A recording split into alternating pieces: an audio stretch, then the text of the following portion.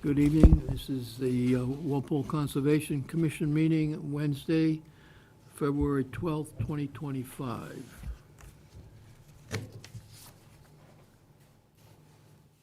Town of Walpole, Commonwealth of Massachusetts, Conservation Commission Notice of Intent.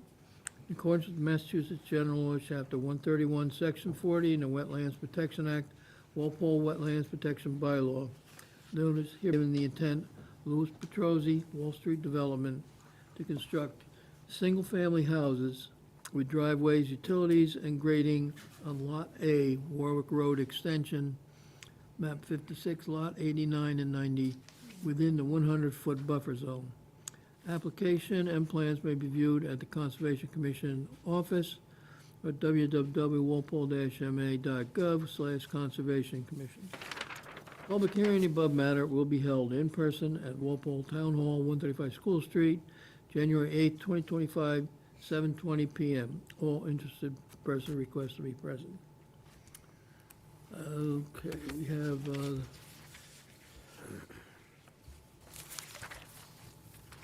that's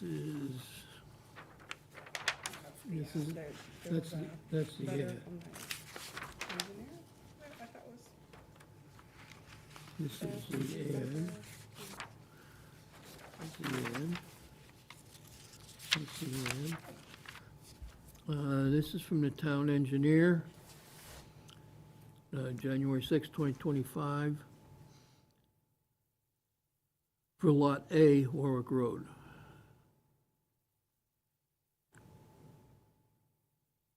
Reviewed the plans. Reviewed the submitted plan only and note the following. The drainage calculations for the proposed roof recharge system appears appropriate. The detail for the flow diffuser recharge galley does not show crushed stone below the structure. Either show crushed stone 6-inch or have designer review detail with this office. I recommend showing a foundation drain to daylight east of the north end walkout. Suggest an area drain be provided near Lot AB corner, just behind the right-of-way. This may be connected to the street drainage system. This will not affect drainage design, as the calculations already reflect runoff from the proposed houses and driveways. Also suggests the area between the driveways be slightly swaled to direct runoff to the area drain. The wall will likely require a fence at the top. You have a copy of this letter? Yeah, I think we do have a copy of it. Thank you. Representing the applicant, Good evening, Lou Petrozzi for Wall Street Development Corp. As you've noted from the town engineer's letter, this is an application for a single-family home to be built on one of the two lots that were subdivided from the property back of. This young lady can't see the, Young. this young lady. There you go, that's better. However you want it, I don't know. But anyways, this is the colored version. I'm sorry I didn't color the original version. I practiced tonight. But anyhow, this is one of the lots that was subdivided off of the subdivision, the two-lot subdivision for Warwick Road Extension. As you see, highlighted in green is the BVW line. Pink is the 25-foot no disturb. Basically a single-family house with driveway accessing to the rear portion of the lot where the house is located. As the town engineer has indicated, we've provided the rooftop runoff and so on. There is what we were talking about. There is a spillway here in the back of one of the lots on Boyden Lane. Water runs down here, and we're capturing that water and through a swale and directing it back out to the wetlands in the back. I think there was some discussion, but no, as he poses it, it's a suggestion that we've talked about maybe putting this water into the stormwater system that we're not in favor of that. We think it should be independently taken care of on the lot. There's plenty of area for this lot. It's over 3.5 acres, plus there's another couple of acres behind that we also own that's not part of the application. So we're essentially just would like to keep the proposal the way it is. If you recall, during the ANRAD process, there was a dispute regarding the wetland line that's on this lot. We've had, since that time, we've had it reflagged, and Landis and the consultant will go out there when the weather is good to reconfirm it. But that area that was in dispute is from here back, and it doesn't affect the area that we're, in other words, it's well beyond the area of proposed for disturbance at this point. So I have with me the area that is, if you want to pass this out, Lynn. That's the area, the location of the reflagging. But if you, the NRAD, that where the flagging was found to be inaccurate is this area out in here and out back onto the separate lot that's owned by Wall Street. All of this, from here over to this point here was confirmed by the NRAD. So that's really all I have related to this lot.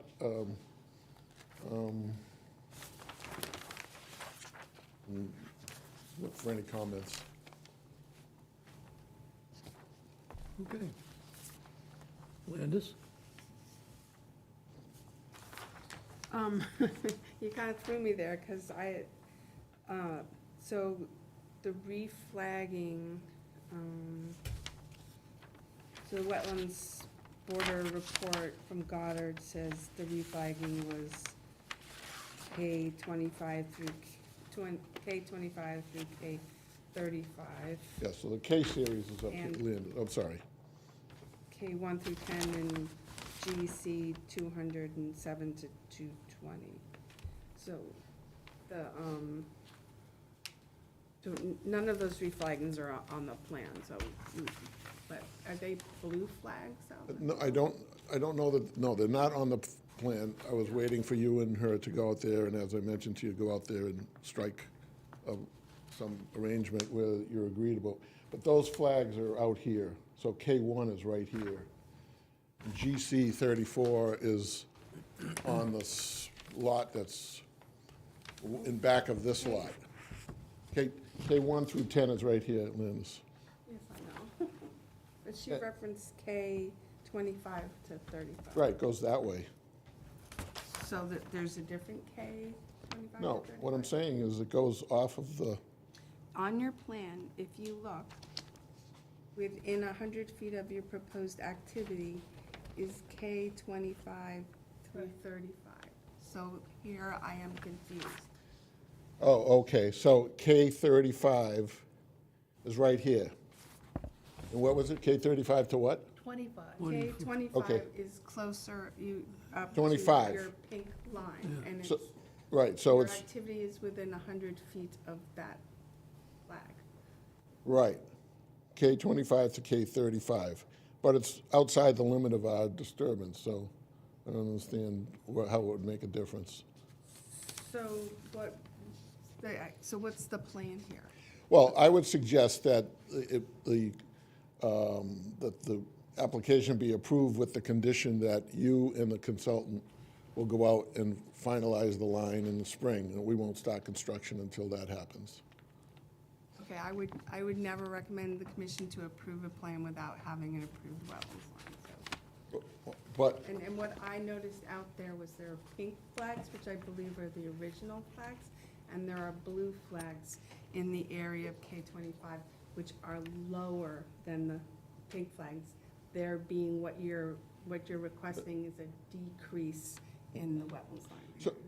so not that I want to discuss it deeply, but the ANRAD only references these flags as being in dispute. The other part of the line is already agreed upon. I did ask, as a courtesy to you, because you did raise concerns, I did ask her to go back out and reflag it. But she decreased the wetlands line, so. Well, I don't know that she decreased it or she increased it. What I'm saying is, Why I'm saying that, Lou, is I did go out there and I saw blue flags, which were lower than the pink flags, which means that there's less wetlands, so so what do you want to do? Do you want to keep with this wetland line? Is that what you're saying? it's what, I'm happy to keep it that way. I wouldn't say to the Conservation Commission for them to close the hearing, issue decision with the wetlands line being up in the air for later. Well, I agree. Okay, good. I'm just saying that if you think that the line that was reflagged is less, reduces the amount of wetlands, I'm perfectly happy with going with this wetland line. I only did it because you felt that there was some inaccuracy out in this area We're here. talking about two completely different areas. Okay, One being K1 through 10, which is further back here. right. And one which is up close to the Yeah. proposed activity, which was approved. Right, exactly, yeah. But the one that was approved, I am not recommending to be Reflagged. redelineated, because I think it was approved properly. It was Okay. already Fine, I'm okay with that. officially decreased. I'm okay with that. I'm okay with that. So I don't need a special condition then, you just, it is what it is on the plan, and we got the boundaries at the 25-foot buffer shown on the plan, so when those boundaries go in, that's the line.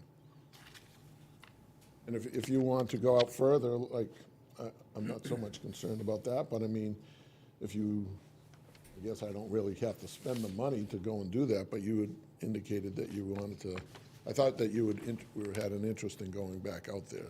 Well, it's an unapproved line at this point. Right. Yes, We can keep it that way. it's up to you. Yeah, I'm not planning on doing anything out there, so. So the,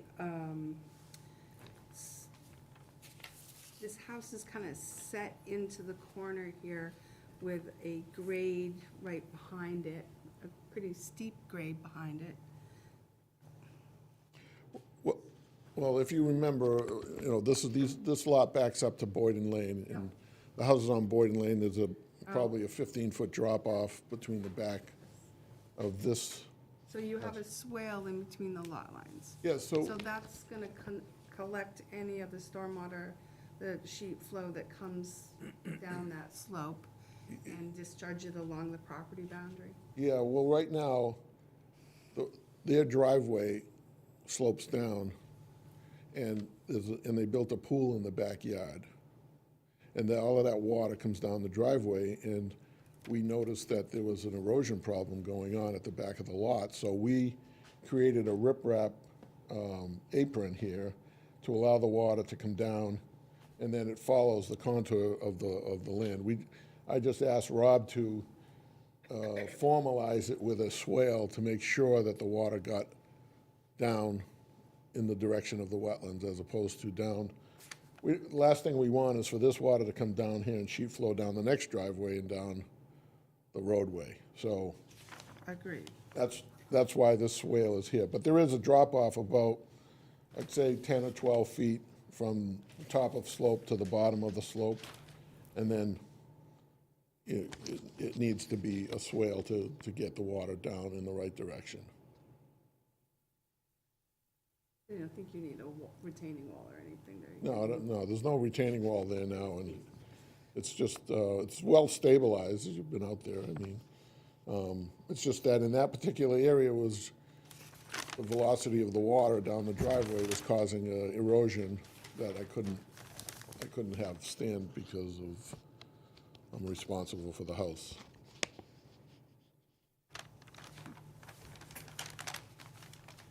Just one more question. So I know the commission issued the order of conditions for the subdivision, the roadway.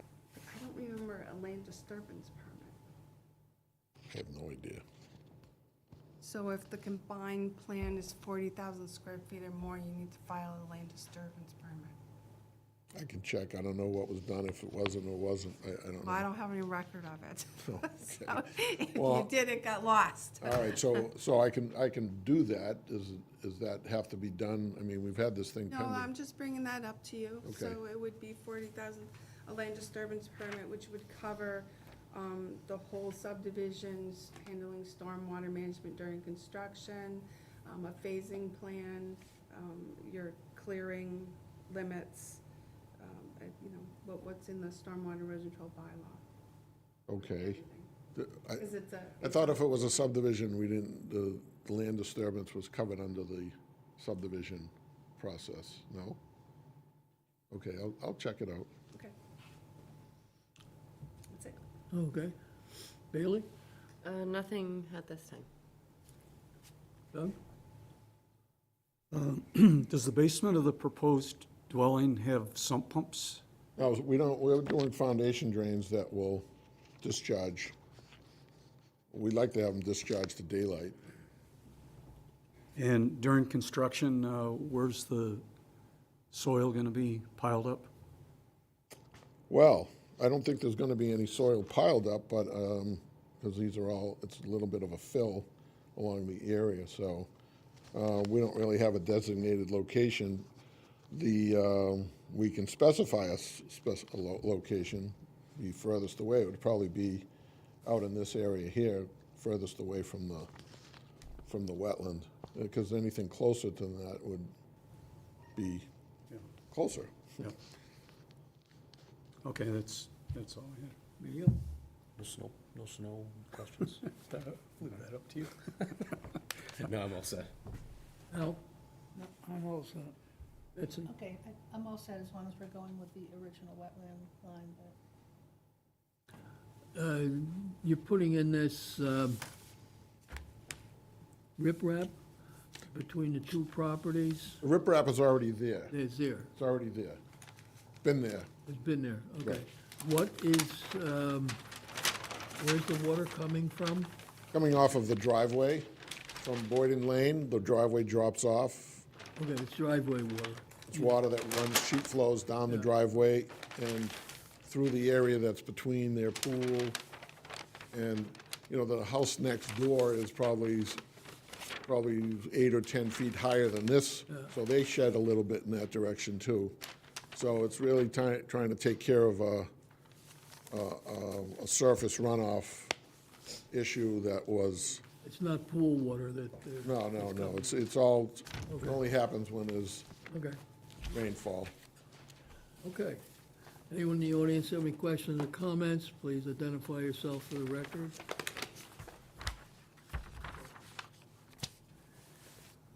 Hearing none, you're okay with using the original wetland line? That we should note on our filing that that's the original K series that were, was it 10 through 25 through 35?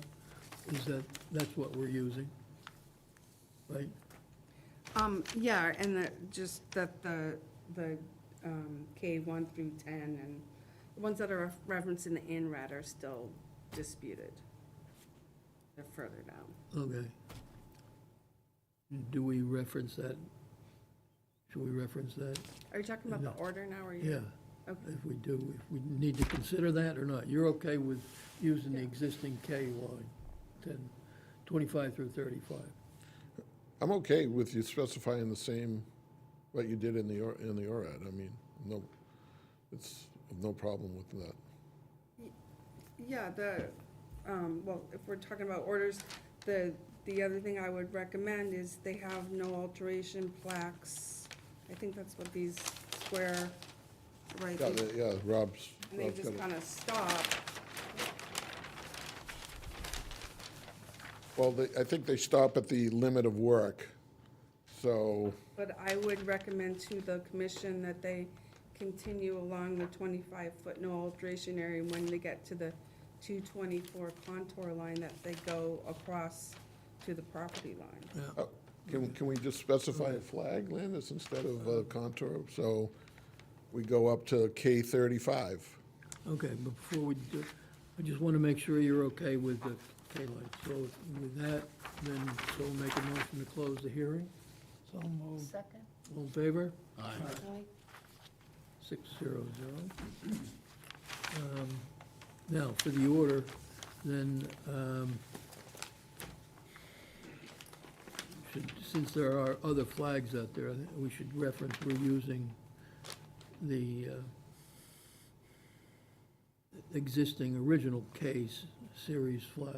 What's on the plan? That's Yeah, on the plan, On the plan. yeah. It's nothing, the other ones are just referenced in the botanist report. Okay, but just to clarify that, Okay. so that if anybody looks in the future, wonders. And what else did you want to put in here? Oh, yeah, the plaques extend them out to the property line and the 224 contour. That's what I'm recommending, But, yeah. because I- that goes Yeah. along, 226 contour? 224. 224. Okay. Okay, anything else that you want?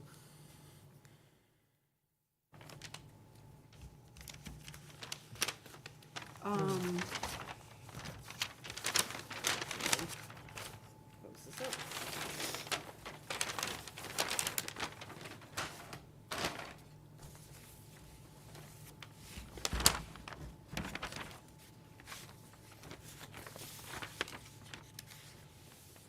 I think that was it.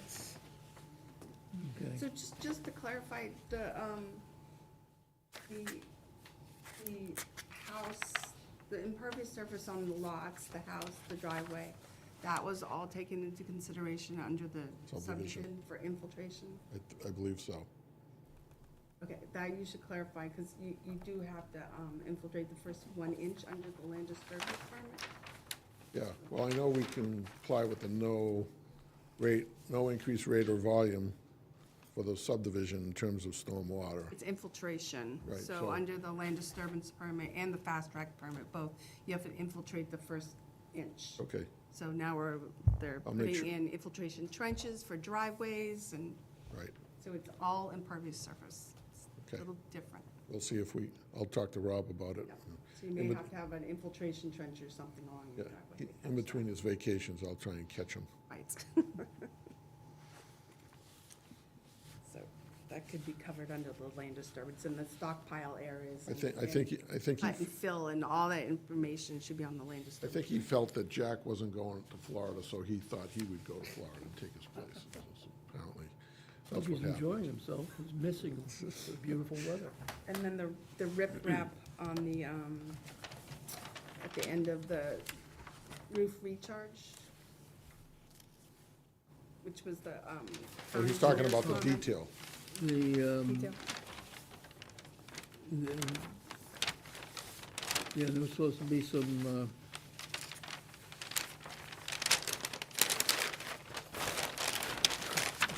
stone under the leaching galleys. Isn't that what Carl was talking about?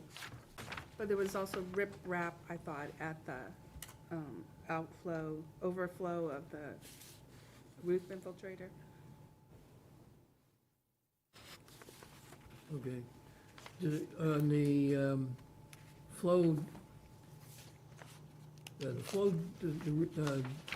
diffuser recharge galley does not show crushed stone below the structure.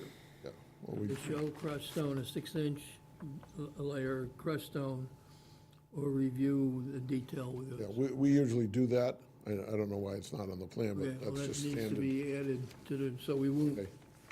write this up till we issue that, until we get a revised drawing. That'll show the, Well, I certainly can have it within the 21 days that you have to write the order, well, so we need that done. I can have them revise the plan that way. And which would also include the extension of the plaques. And what were you? Area drain. That's, I don't see anything else in here. Beginning, there was something else Carl had? Nope. Okay, Can I just make one comment, Jack? Because on the plan, it does show the 6 inches of crushed stone underneath the galley here. I don't know why he's, maybe he wasn't looking at, this is the front, this is the side, so it does show crushed stone underneath it, so I don't, where are you looking? right here on the left Oh, yeah. top corner. Flow this, Oh, Oh, it does show it, it just doesn't show it doesn't show it on this front side section, but it shows it on the cross section. okay. All right. Good enough. So anybody have anything else? Motion to close the order. Second. All in favor? Aye. We got something to sign.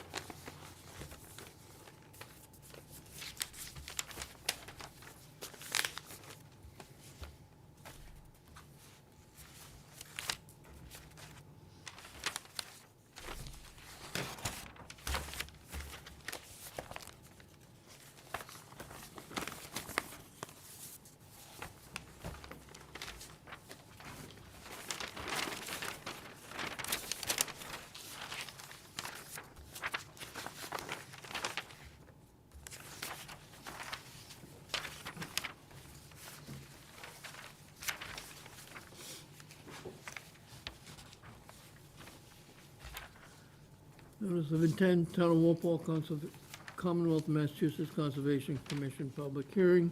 According to Massachusetts General Laws, Chapter 131, Section 40, the Wetlands Protection Act, Walpole Wetlands Protection Bylaw. Notice hereby given the intent of Louis Petrosi, Wall Street Development, to construct single-family houses with driveways, utilities, and grading on Lot B, Warwick Road Extension, map 56, Lot 89 and 90, within the 100-foot buffer zone. The application plans may be viewed at Conservation Commission office or at www.walpole-ma.gov/Conservation Commission. Public hearing in the above matter will be held in person at Walpole Town Hall, 135 School Street, January 8, 2025, at 7:25 PM. All interested persons are requested to be present. Okay, and this is from the town engineer, July 6th. He's reviewed the plans. And has the following comments. The drainage calculations for the proposed roof recharge systems appear appropriate. Detail for the flow diffuser recharge galley does not show crushed stone below the structure. Either show crushed stone or have the designer review detail with this office. I recommend showing a foundation drain connection to the cul-de-sac perimeter drain. Suggests an area drain be provided near the Lot AB corner just below the right-of-way. This may be connected to the street drainage system. This will not affect drainage design as the calculations already reflect runoff from the proposed houses and driveways. Also suggests the area between the driveways be slightly swaled to direct runoff to the area drain. Recommend area behind the dwelling be graded more as a swale similar to Lot A, so would direct runoff in the area drain noted in the previous comment. Okay. That's it. Representing the applicant. Lou Petrosi again for Wall Street Development. This is Lot B in the second lot in the two-lot subdivision of Warwick Road. Fairly simple. There are no wetlands on the lot. There's a wetland line that's just adjacent off-site that extends a little section that's on the lot. But essentially, this is a straightforward house. It's within 100 feet buffer zone of the wetland that's on Lot A, and this 100-foot buffer zone that's along the property line. As the town engineer indicates, we've got the infiltration chambers, and we are connecting to the sewer off of the sewer easement that's with the town in this location. And it's pretty cut and dry.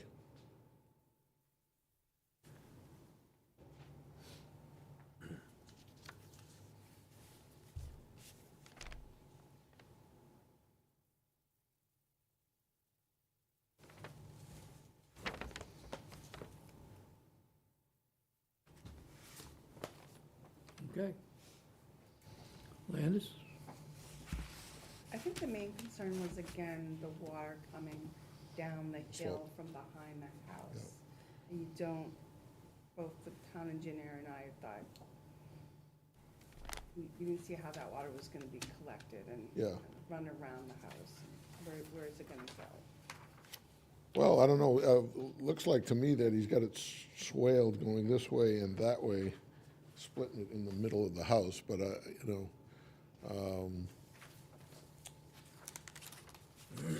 I'm not the engineer, but I think Rob accounted for that.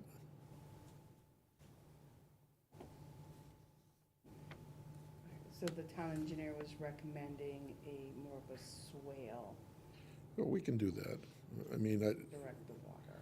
we never really had we never really had a conversation about what kind of a swale that he wants. I mean, we can cut into this slope a little bit more and create more of a swale. What triggers the stormwater permit? What triggers the land disturbance permit? 40,000 square feet or more disturbance. Okay, is that per lot or, Well, if it's a subdivision, if it's a planned development with multiple lots, Okay. then you include all of them. okay, So you should, right. but everything, okay. Well, I think if we can have a discussion about that and You should address during construction Yeah, too, 'cause I know exactly. water comes down there. So during construction, you want to show that you're handling the water that's coming down the hill. oh, sure, With not absolutely. running through the construction site. And we don't want it running through the house either, later on, I would imagine not. no, so. But I agree with you, water is once it gets going, you out of control, but, Right, so rather than just saying, well, we're filing a SWIP, we want you to show on your plan that you've thought about areas, structured stormwater management, and how, where the stockpiles are gonna be, and where the flow patterns are. Right, We'll okay. Take a little thought about the whole site. absolutely. So I think that was the main concern on this particular site, and I noticed I had a note, do you usually put 6 inches of loam for stabilizing? Oh, at least, Okay. at least. Yeah, so it'll be key to stabilize these areas as well if you're having water coming down the hill. Obviously. Besides that, I don't think there was really any other concerns.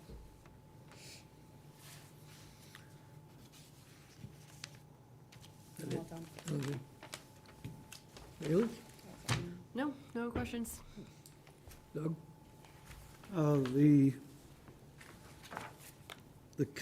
The crushed stone construction entrance, so that becomes the driveway when the project's done? Is that- Yes, that- yes, That'd be the same? yes.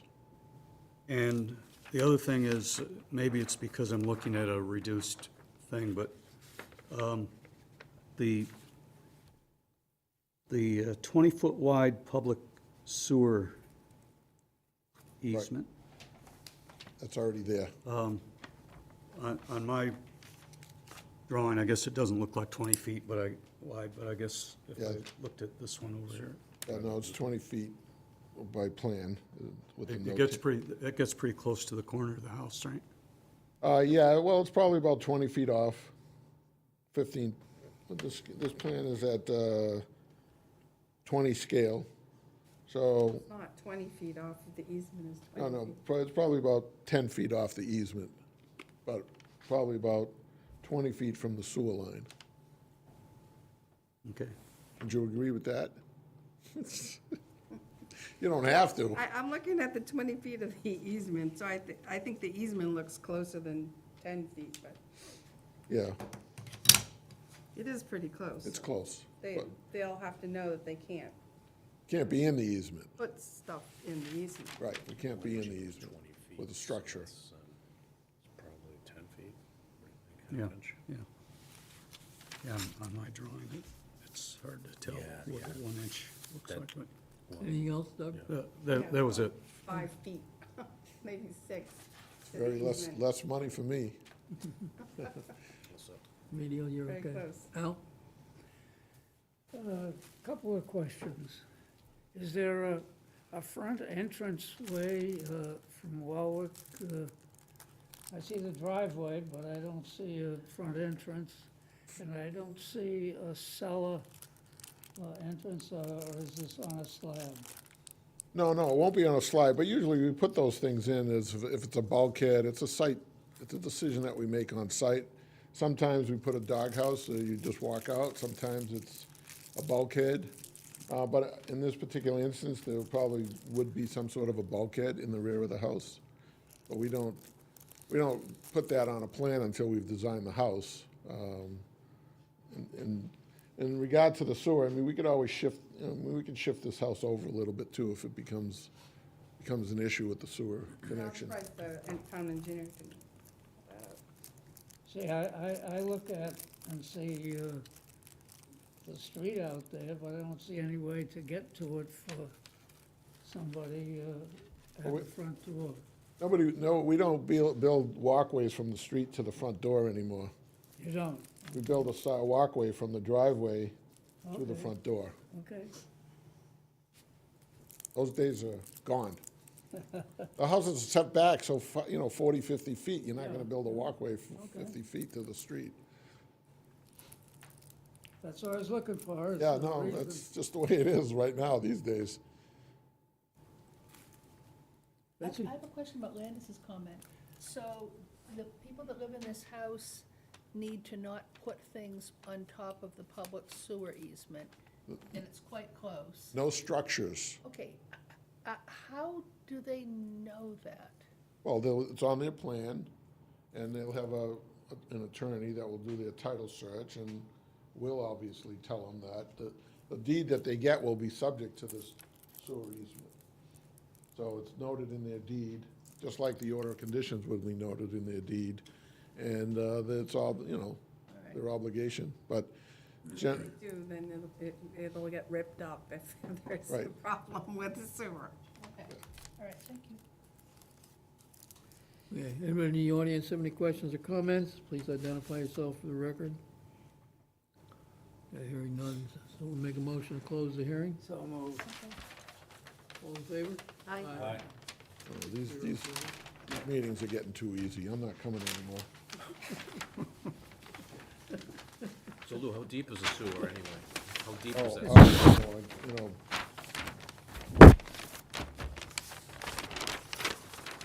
Existing sewer manhole, the rim is at 221, the invert's at 215, so it's about 6 feet deep at that particular manhole in the roadway. Okay. 5 feet.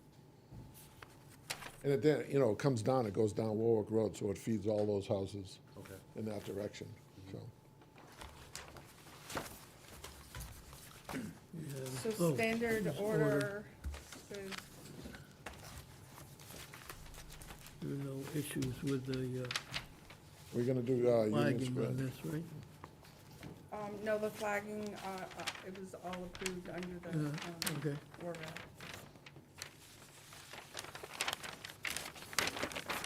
Did you want to make any reference to the swale for the back, for the drainage, or not? Okay, let it go. All right. Someone make a motion to write the order as noted? So moved. All in favor? Aye. 600.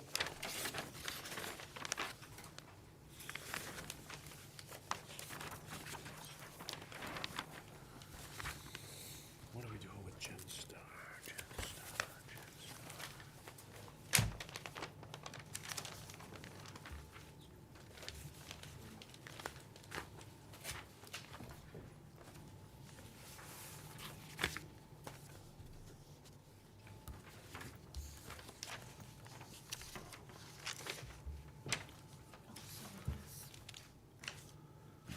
Continuance, okay. Let's go in someplace. Well, This is part of the file. well, yes, this is for, but you're reading that now. There's something else Jen for Star. them? Then we'll have something else with Lou, after you've read that Gen Star thing. Okay. Public hearing, Town of Walpole, Commonwealth of Massachusetts, Conservation Commission, Wetlands Bylaw Notice of Intent, Stormwater Bylaw Land Disturbance Permit. According to Walpole Wetland Protection Bylaw, notice hereby given the intent of Gen Star to construct at 32 Industrial Road, Walpole, Mass, map 46, lot 1, multi-use office and maintenance building with vehicle service bays greater than 40,000 square feet and within the 100-foot buffer zone of an isolated vegetated wetland. Application and plans may be viewed at the Conservation Commission office or at www.walpole-ma.gov/Conservation Commission. Public hearing on the above matter will be held in person, June 12th, 2024, beginning 7:15 PM. All interested persons requested to be present. Hearing's been opened and continued.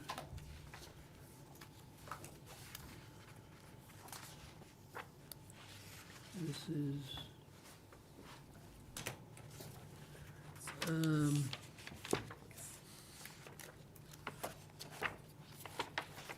okay, when we spoke, this is from Douglas Fox, February 4th. When we spoke on the phone last week, we had agreed on continuing until the March 12th hearing. I may not have put that in writing, but we can keep that date. We still need to reschedule the test pits when we're confident that ground frost will not be an issue. I can keep you posted on when the test pits get rescheduled if you want to join to observe the replication area. So, I'm going to continue to March 12th.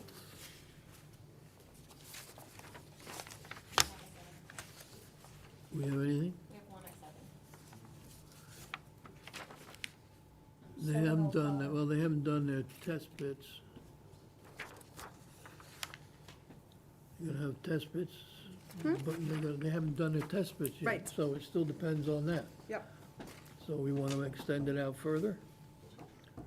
This has been going on for, so what, 6 months? It's been going on for a while. Since June? But on March 12th, we just have one meeting right now. We just have one meeting, hearing. Okay, so we Whatever. want to do it March 12th. I would say April, but that's, Can you dig test pits when the ground's frozen? Yes. well, that's it, they got, they're talking about, it. They haven't done their test pits, and it depends on the ground. That's, March 12th is a month away. Put it out to April. I don't see, I think it's just continue this. I would say April first. Yeah. What's our first meeting in April? Okay. Someone make a motion to continue this till April 9th at 7 PM? So moved. Second. All in favor? Aye. Okay, so we're gonna make it April 9th. Guess I should have abstained, I'm not gonna be here. You don't care. I'll come in the audience. So you watch this on TV. Okay, where are we now? So now we're doing another of those, It's easier. you're doing the Union Station.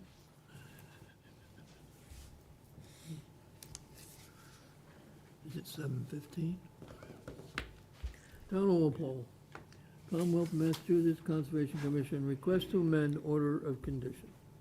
In accordance with Wetlands Protection Act and Walpole Wetlands Protection Bylaw, notice hereby given the intent of Louis Petrosi, Wall Street Development Corp. To amend the bylaw order of conditions, DEP number 315-1233, for the proposed redevelopment of degraded riverfront area, mitigate and manage invasive species, and creation of a walking path located at 7 Brook Lane, Union Square Village, map 20, lot 115, 119, 120, 137, within a 200-foot riverfront area and the 100-foot no disturb zone / buffer. The application plans may be viewed at the Conservation Commission Office, Room 212, 135 School Street, or at www.walpole-ma.gov/Conservation Commission. Public hearing on the above matter will be held in person at Walpole Town Hall, 135 School Street, February 12, 2025, at 7:15 PM. All interested persons request to be present. Okay. Want to share? Or you got one? We don't have anything else. That's nothing else to read in. Which one am I Okay. looking at? Representing the applicant, Again, Lou Petrosi for Wall Street Development Corp. As you know, we have development off of Brook Lane for 15 single-family homes. Adjacent to the project is a riverfront area that considered to be non-degraded riverfront area. And during the course of the process, we have asked for the area to be reevaluated to determine whether or not there was any further degraded riverfront area. I have with me tonight Paul McManus from Ecotech, who identified the previous degraded area on the site. The purpose of the amendment is to, one, deal with what we consider to be additional degraded area on the site, and also to create a walking path through the riverfront area as an amenity to the homeowners and for passive walking and enjoyment for the homeowners. And it's approximately about 600 feet of walking path, roughly about 3 to 4 feet wide in terms of the path itself. But we estimated that there would be some clearing on either side of the path, so we estimated that total width of the path and the clearing would be approximately 10 feet. So that would be 6,000 square feet of removal of invasive species along the trail.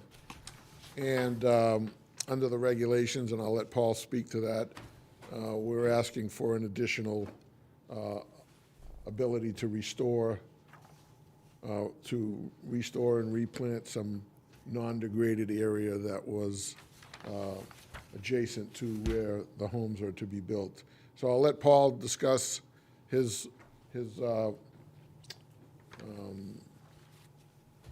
how he got to the areas that we talked about in terms of the degraded portion, and there's visual evidence of dumping of surface debris in the riverfront area, and he'll go through his methodology of how he determined the square footage that we were asking for in terms of degraded riverfront, which is shown here in the red, and what's here in the purple is the compensation for the invasives management within the riverfront area. So I'll let Paul take it from here and address Sure. methodology. Thanks, Lou. Again, Paul McManus from Ecotech. As Lou said, I had delineated the original degraded out there, which was a fairly continuous area with a pretty abrupt transition to natural soils, if you recall. This area is out beyond that, and, Lou had brought my attention to it, went out there, poked around a little bit, and then Lou had the landscapers go out with a leaf blower so we could really see what was under the leaves, because unfortunately it was just after leaf drop in the fall. So I identified an area of about 3,000 square feet. It was not continuous, unlike the first area, it was not continuous degraded. So within that 3,000 square feet, there were, Paul, is it on the plan? Is the 3,000? So everyone should have a packet that I think Sarah gave you late, No, either no, no, okay, addressed so to it's DEP here. or the Walpole Conservation Commission. I think it's the same thing, but you But, wanna- but is the 3,000 square feet outlined on that? Okay. Right.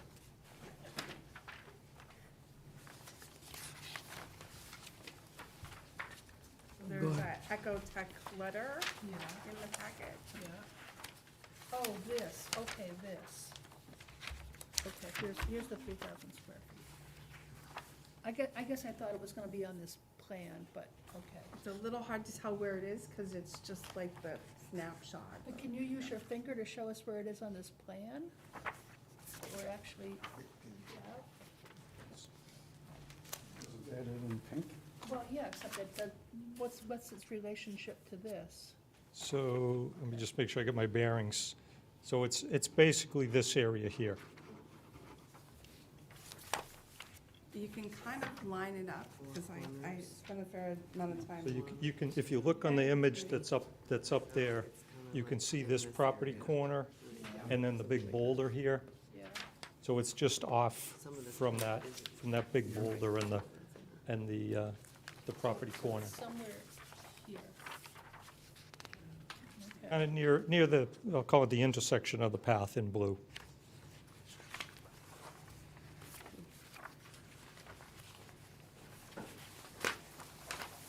So basically, within that area, as I said, it's about 3,000 square feet. It's not continuous degraded that the other area was. I estimated it's about 20% of that 3,000 square foot area, which would be, 1/5 of that, or 600 square feet. So actually, if whoever's got control of that, there's further down in my document, there are some pictures, which I guess you have printed. I took some pictures of the area. It's a mix of material. There's piles of bricks and concrete. There's a fair amount of metal in there, some big, some small, different types of material, wire. It's obviously been there for a long time. I do note in there, in my report, that there's some other material, I'll just call it litter, that's in there that I describe as, post-96. So it's not, it wouldn't qualify as part of the degraded, but obviously, it's there if any work that goes on should get cleaned up. So I am making that distinction. But the 600 square feet or so material is obviously been there a long time. And that's what's proposed to go in and pull that out. As I said, it's a variety of sizes of materials, but it's all material that can be either picked up by hand, excuse me, or with really a little mini tracked excavator that wouldn't do too much disturbance. So the proposal is to go in, pull that, replace it with topsoil, and then seed it.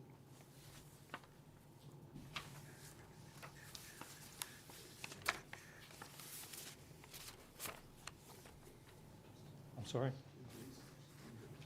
Oh, Lou's asking me that, my hearing is not good, I apologize.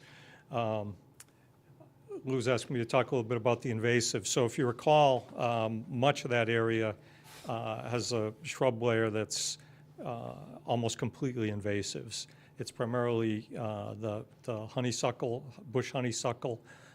There's also some barberry in there, but the honeysuckle is the dominant. So what's proposed to do is for the small ones, you can sometimes get them out with a weed wrench. I don't know if you're familiar with that, but it's basically a lever that grabs the stem and you lever it out of the ground. Where you can't do that, it's proposed to cut it near ground level and then treat individual stems. No spray applications proposed. It'd be individual stem treatment with glyphosate, which is Roundup. You buy it as Roundup at the hardware store. It's the same material, but it's the material that's recommended to be used near wetlands. And again, it would be just individual cut and dab is the technique. And then propose some native shrub plantings and native seed mix. I have a spec, I think it's probably the last page in that document for a native seed mix. It's called a logging mix. That's just what the New England Wetland Plants calls it. There you go. But it's intended to be for relatively dry areas, fast-growing diversity of herbs to be seeded in there. So And if I can just interrupt, could you point out to the commission where that invasive species remediation is going to occur?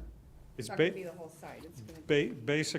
Basically right along the path. The idea is to go into, the path, a narrow walking path in the riverfront is an exempt activity, but this work would expand that, so it wouldn't in and of itself be exempt. The path, but a narrow walking path is exempt. But You're talking about, I believe, a 10-foot wide cut area. yeah, that's what I'm is saying. you're So it'd be the actual walking path, and then for several feet on either side to do this management along there to kind of open it up, get rid of those honeysuckles and replace them with native materials, basically along the whole route, the loop and the road out to Union Street. in the pink area. Pink area is restoration, so like regrading restoration. Yeah, the pink areas, excuse me, the pink area is proposed to be invasives management and restoration as well, correct? Just make sure I'm not getting my signals crossed here.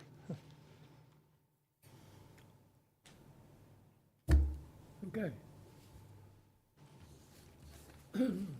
Landis?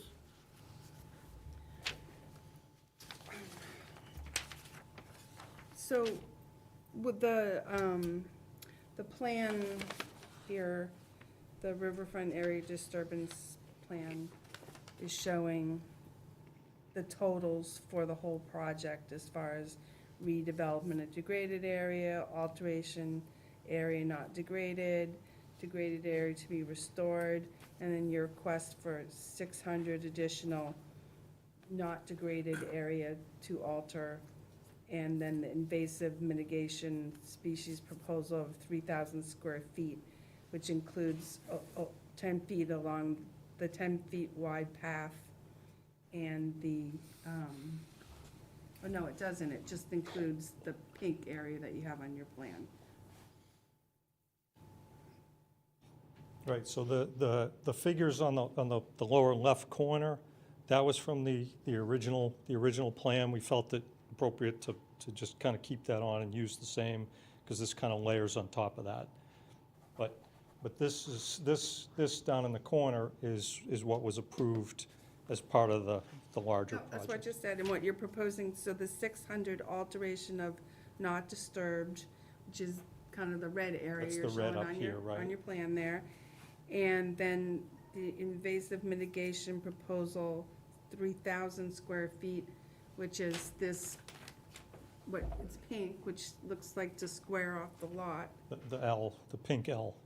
And then then you have proposed walking trail 3 feet with a invasive mitigation that you don't have a square footage of on this plan? Well, it's roughly 6,000 square feet, 10 feet times the. And If so you you want to can't- go you up to can't- the microphone, please. Oh, I'm sorry. I thought I'd get away without talking. But essentially, everything within the walking trail on either side would be Do mitigated. you have that square footage on this plan? No, You well, don't. it's considered the 6,000 square feet, which is Well, you 10 don't. feet on either side. We're taking the 2-to-1 for this mitigation, but I guess we should show, You don't have it on the plan. You have Right. the 3,000 for the pink area, but you right. don't have. We don't have what you're asking for on this plan. What we should show is off of the blue. I don't even know if this is 10 feet wide or not, but what we should show here for the commission, so to know, to designate an area off of the path that we're going to mitigate by removing the invasives.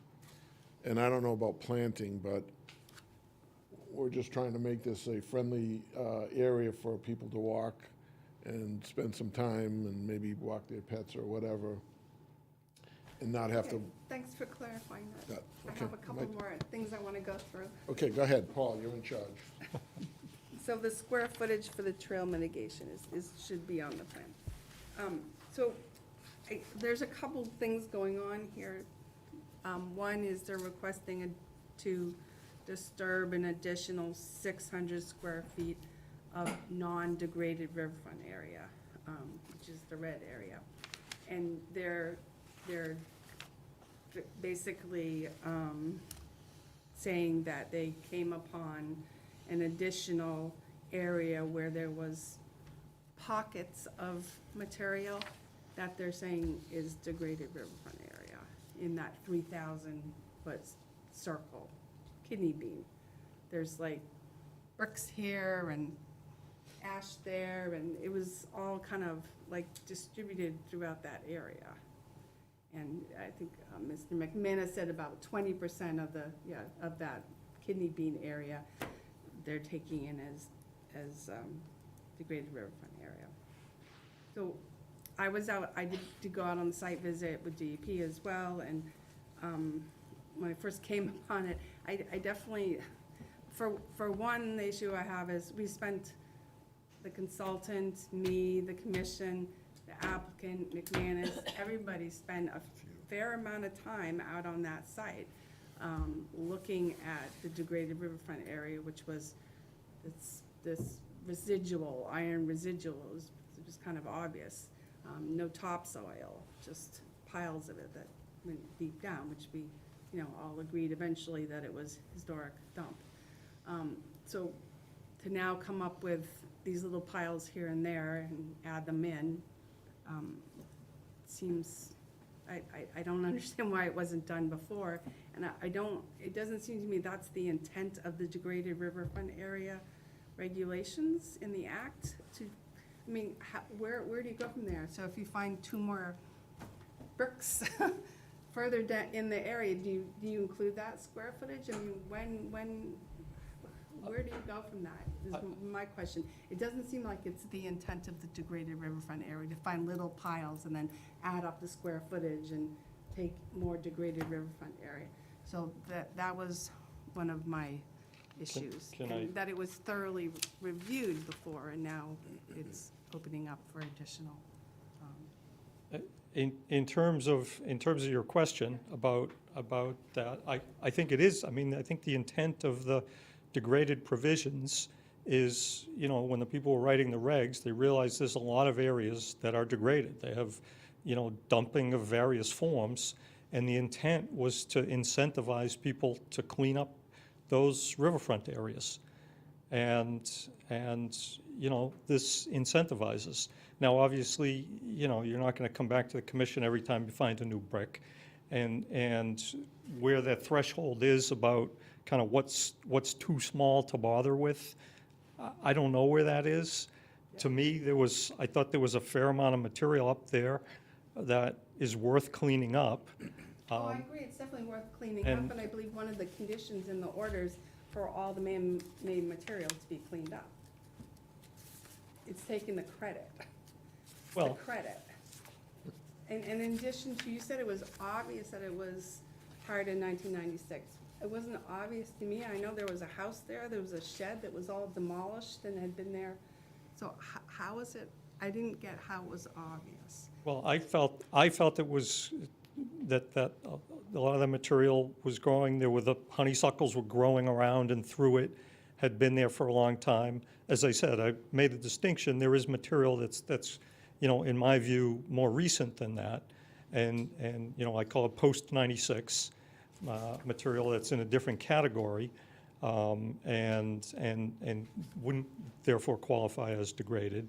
But in my opinion, this is not outside of what the regs contemplate, some, as I said, incentivizing someone to go in and do the work. Because, as I said, some of it you can pick up by hand, and others of it, requires a little bit of machine work to get in and do it. I agree with the cleanup, that it's the credit for the additional alteration of riverfront area that's not disturbed. So my other question is, with your numbers, I think DP asked for your numbers to see where you were with the 10% of alteration of non-degraded riverfront area. Right, I gave them those numbers. You did give them? Yeah, I gave them the And I numbers. think it was, if your total riverfront area is 50,000 square feet, that 10% is like 5,000, right? Roughly, my math is correct. So you're well below that. So, yeah, it's around 5% or so. You're well below that. So you could still alter a portion of the non-degraded riverfront area without doing this Without calculation? tripping the 10%. Yeah, right. Is that correct? That's kind of a question. I Without finding don't more remember, degraded the riverfront numbers, but looking at this and taking this at face value, yeah, we're at, total riverfront is about 50,000, degraded was about 15,000, redevelopment of most of that degraded on this plan, and then this plan talked about 2,100 square feet, call it, of alteration of not degraded, which is about 4% or so of the total. So my question is, can you alter more non-degraded riverfront area without finding more degraded riverfront area? One could do that. It's a two-part threshold. It's the 10%, which you're talking about, Right, yeah. which clearly we're not at the 10%. Exactly. But the other part is the alternatives analysis, which is at the commission's discretion. There have to be no substantially equivalent economic alternative with less adverse impact. So I guess I have a problem of going out and finding little piles of areas that are degraded riverfront area and adding it up and then deciding you can alter more. I think that's a dangerous precedence. I can see if there's a slab, I can see if there's clearly a historic residual from a company that was nearby that dumped on site, which is what we saw previously. But if you're setting precedents, just go out there and find pile here, find a pile there, find a pile there, and then all of a sudden you add it all up and you can disturb more riverfront area that's not altered. I don't think that's the intent of the Rivers Protection Act. To clean up, yes. So I think that you could approve this with a mitigation plan for the riverfront area where there's some invasive species that are mitigated. But I wouldn't call it degraded riverfront area. That makes sense. So I guess I would say, perhaps it may be a precedent, but I don't think it's a bad precedent to, again, have people go out and look for areas in the riverfront, within your jurisdiction to clean up. Or I'm saying yes to the cleanup. There's cleanup, the order's written in already that you need to clean up all the man-made materials. So that's already there. Clean it up. You can also, still have your additional alteration of non-degraded riverfront area, and in mitigation of that, do some cleanup. It's the credit that I have a problem with.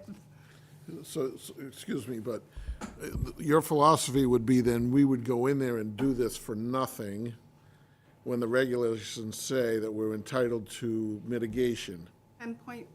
It is mitigation. In order No, but to I- have that additional riverfront area, your mitigation is to go and do some portion of invasive species removal. We've done that. We set did us- that with the clock tower site. Set aside the mitigation for the invasives, we're talking about degraded riverfront. So the regulations, granted, maybe this should have been taken up when, believe me, I don't feel comfortable coming in after the fact, saying to my consultant, why didn't you find this the first time? Okay? I pay a lot of money for this, and I expect a thorough job. But that being said, I go out there and I look at the site, because we have the erosion control up, and I go in there and I look at the site, and I say, hey, what the hell is going on here? There's this dumping area here. So I asked Paul to go out there. He identifies the area as a dumping area. And by the way, the house and the barn that were there, they were built in 1953, so whatever activity was there is definitely before 1996. But in any case, we have this area that's identified as dumping area.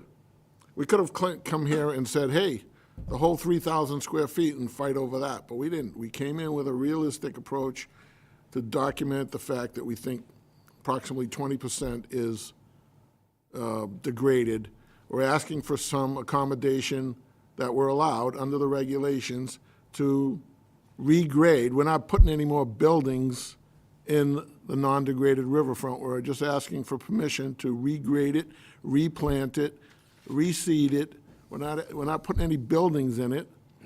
So I don't think that that's a crime. I don't think that's not, You're losing my point, Lou. I'm Well- saying do what you're gonna do, but with your invasive species removal, you're citing 10.585G mitigation. I'm saying you do it as a mitigation, not as a degraded riverfront area that- credit swap. I don't know, I've never, this is out of my sphere Well, of, that's, I understand, it's, to my mind, it's a bookkeeping issue, because there's actually, in my view, there's ample mitigation proposed on the plan for under 5F, which is degraded, which is a one-to-one, and 5G is the more broad other, which we put the invasives management under that. It's 2-to-1, minimum 2-to-1 area. So either or would satisfy. So if the commission wants to find that it's satisfied under G as opposed to F, I don't think that, right, but keeping in mind that the protocol for treating invasives is quite more extensive than simply degraded riverfront. So the responsibilities under the invasives mitigation is quite a scope of responsibility. So that's really kind of where we break off a little Well, bit. we haven't even talked about the amount of invasive species removal. I mean, for you to do this little area next to one of your houses and then do the 10-foot swath around the path, it's not gonna do anything. I mean, I think invasives are still gonna come back. I think the area that really needs a lot of help, because it has a lot of the vines, is this stretch right next to the river to Union Street. So rather than just doing along the path, I would say do this whole area in here, because that was just covered with vines. Yeah, no, and I'm open to that. We just have to come up with a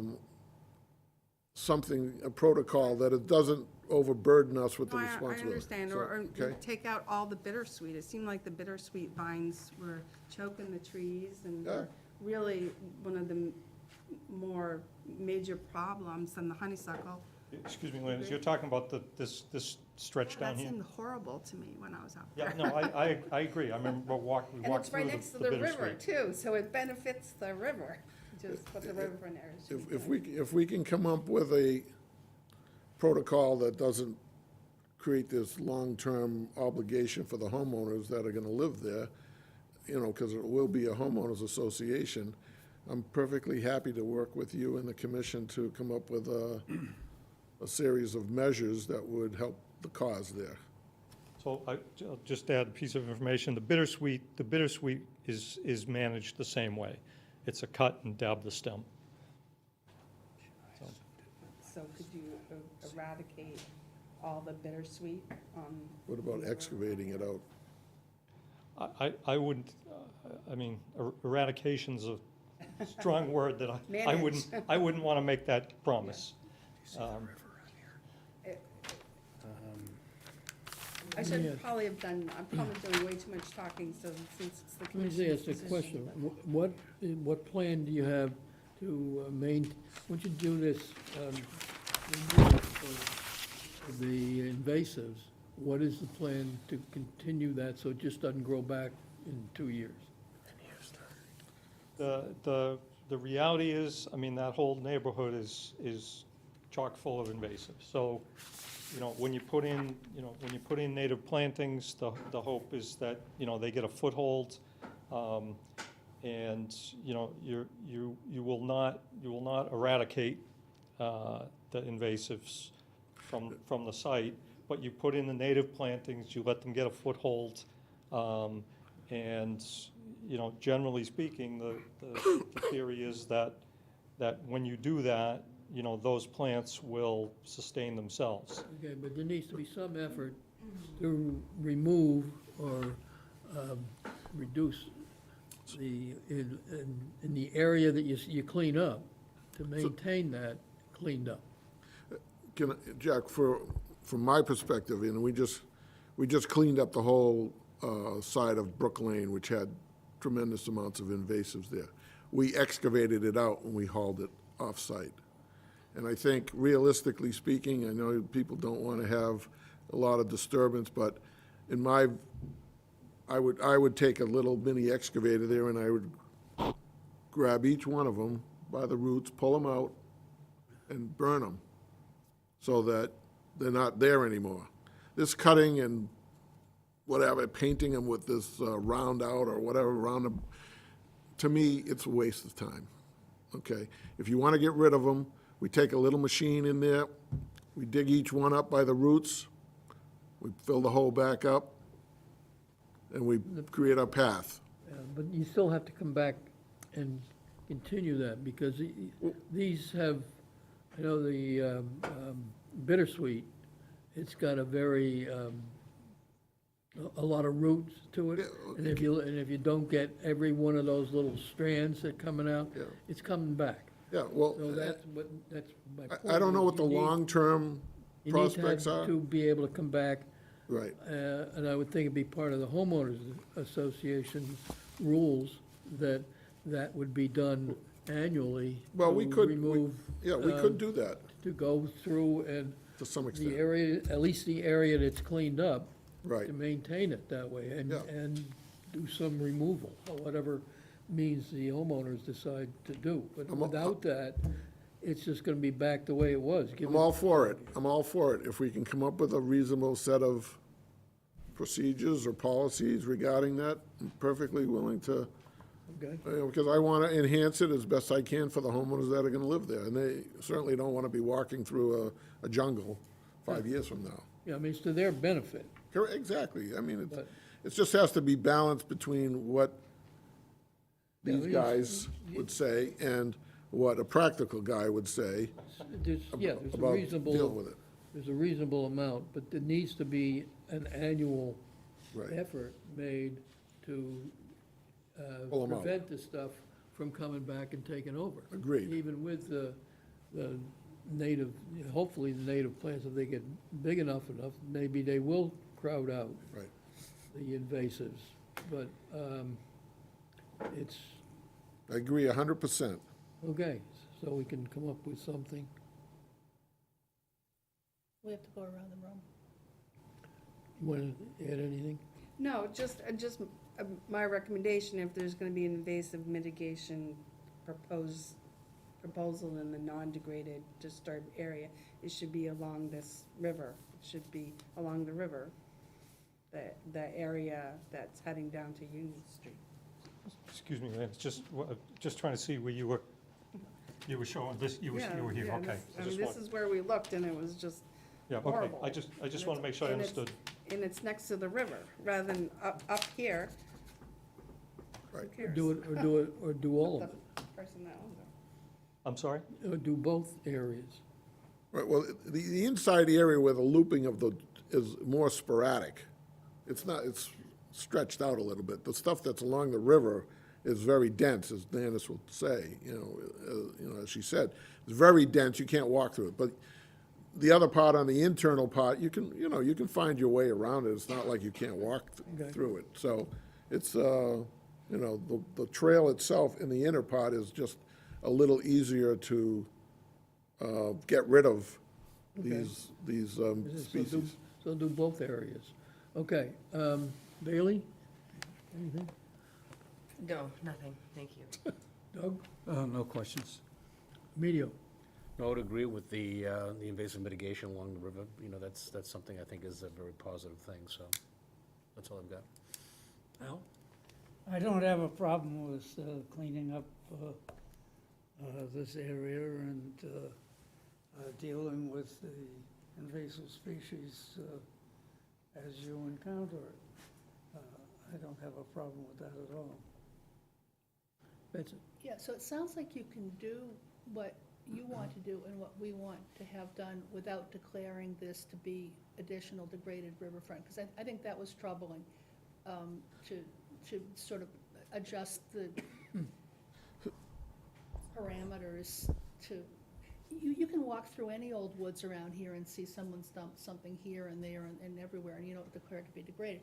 But am I right that you have to clean up all the bits and pieces of metal anyway, per the order of conditions, right? Not in the riverfront area, I don't think that was Well, it's the done. entire But it, site. so setting that aside, the Wait a second, so we're disagreeing about what the order of conditions said, but if it says the entire site, then you're gonna be cleaning up anyway. But your other incentive is that your new homeowners don't wanna look out the back window and see that stuff, so your incentive is to, anyway, and then the second thing is you wanna remove some invasives. We want you to remove some invasives too. If the worst area is that part that goes out to Union Street, gosh, go for the horrible area first.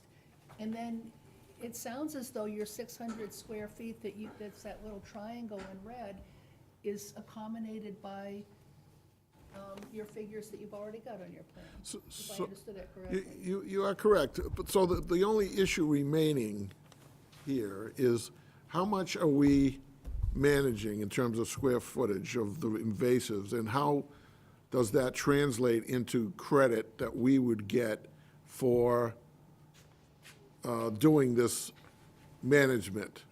And we, Where'd it go? so we identified the two areas. One is in the red and one is what are the two colors there? Red and the blue. So one is red and one is pink. Yeah. And so we associated what we made the request for as mitigation for those two areas, what we had defined.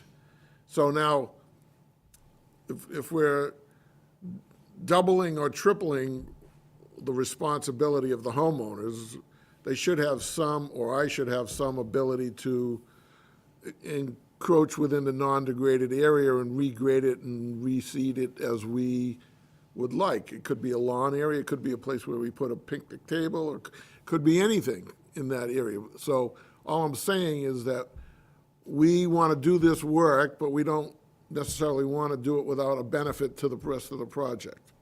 Does that make sense? You don't have to call it degraded riverfront, I think is one of the big things.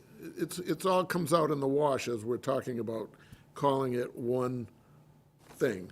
But it does, it matters, because degraded riverfront is something very particular that we are, I know, but under the regulations, we're entitled, if we do invasives management, we're entitled to a 2-to-1 reward, aren't we? Is that what the regulations call for? It's Under Paul? G.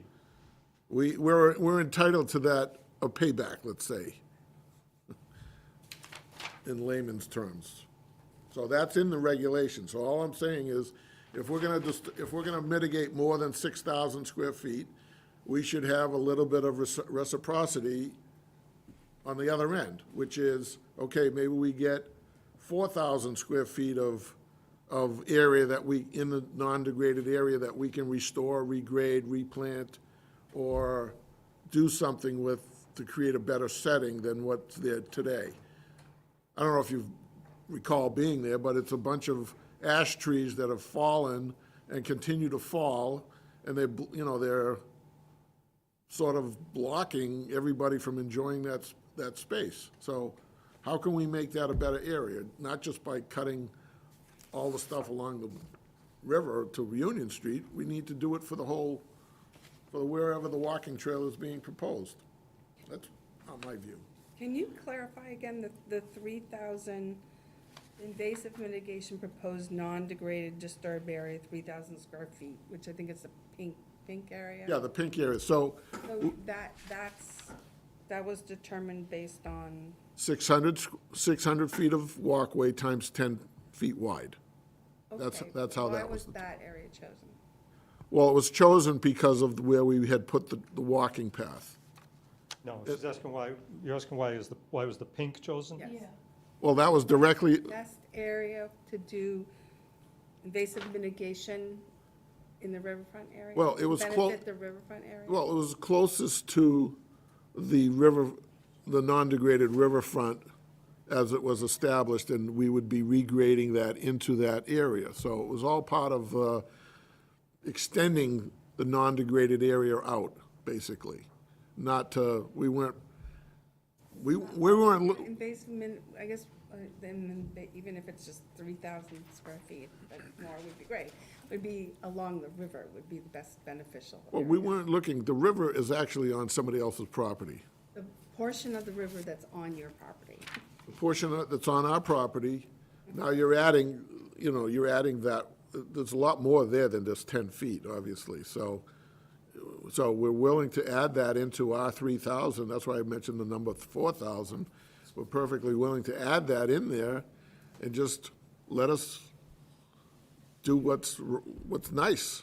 So you're willing to do the invasive mitigation plan along this section, which looks like a roadway from Union Street into your property? Right. The neck, we'll call it, to Union Is Street. that a yes? Yeah. Yeah, the neck. so, within, I don't know, we have to, Is that a yes? yes, that's a yes. So that wherever that, how close do you want us to go to the stream? There's certain things that we need to I think talk pulling about. out the bittersweet and you'd have to put a plan to. We don't want to be Okay. cutting trees, or that kind of thing. So should they come back with a plan or something? That's my recommendation, Yeah. that should be a targeted area. Yeah. That it would be beneficial to the river if the Right, invasive whereas should be right up taken, against the be taken condos out is there. not. Would it make sense to go out and take a look at, and see what should and shouldn't come out? You can't really tell right now, can you? It's so covered up Yeah. Covered up? with vines. Yeah, well, that comes out, but is there anything that should be left? There are some bigger diameter trees that are there that shouldn't be touched, obviously. Just And taking out the bittersweet would be amazing.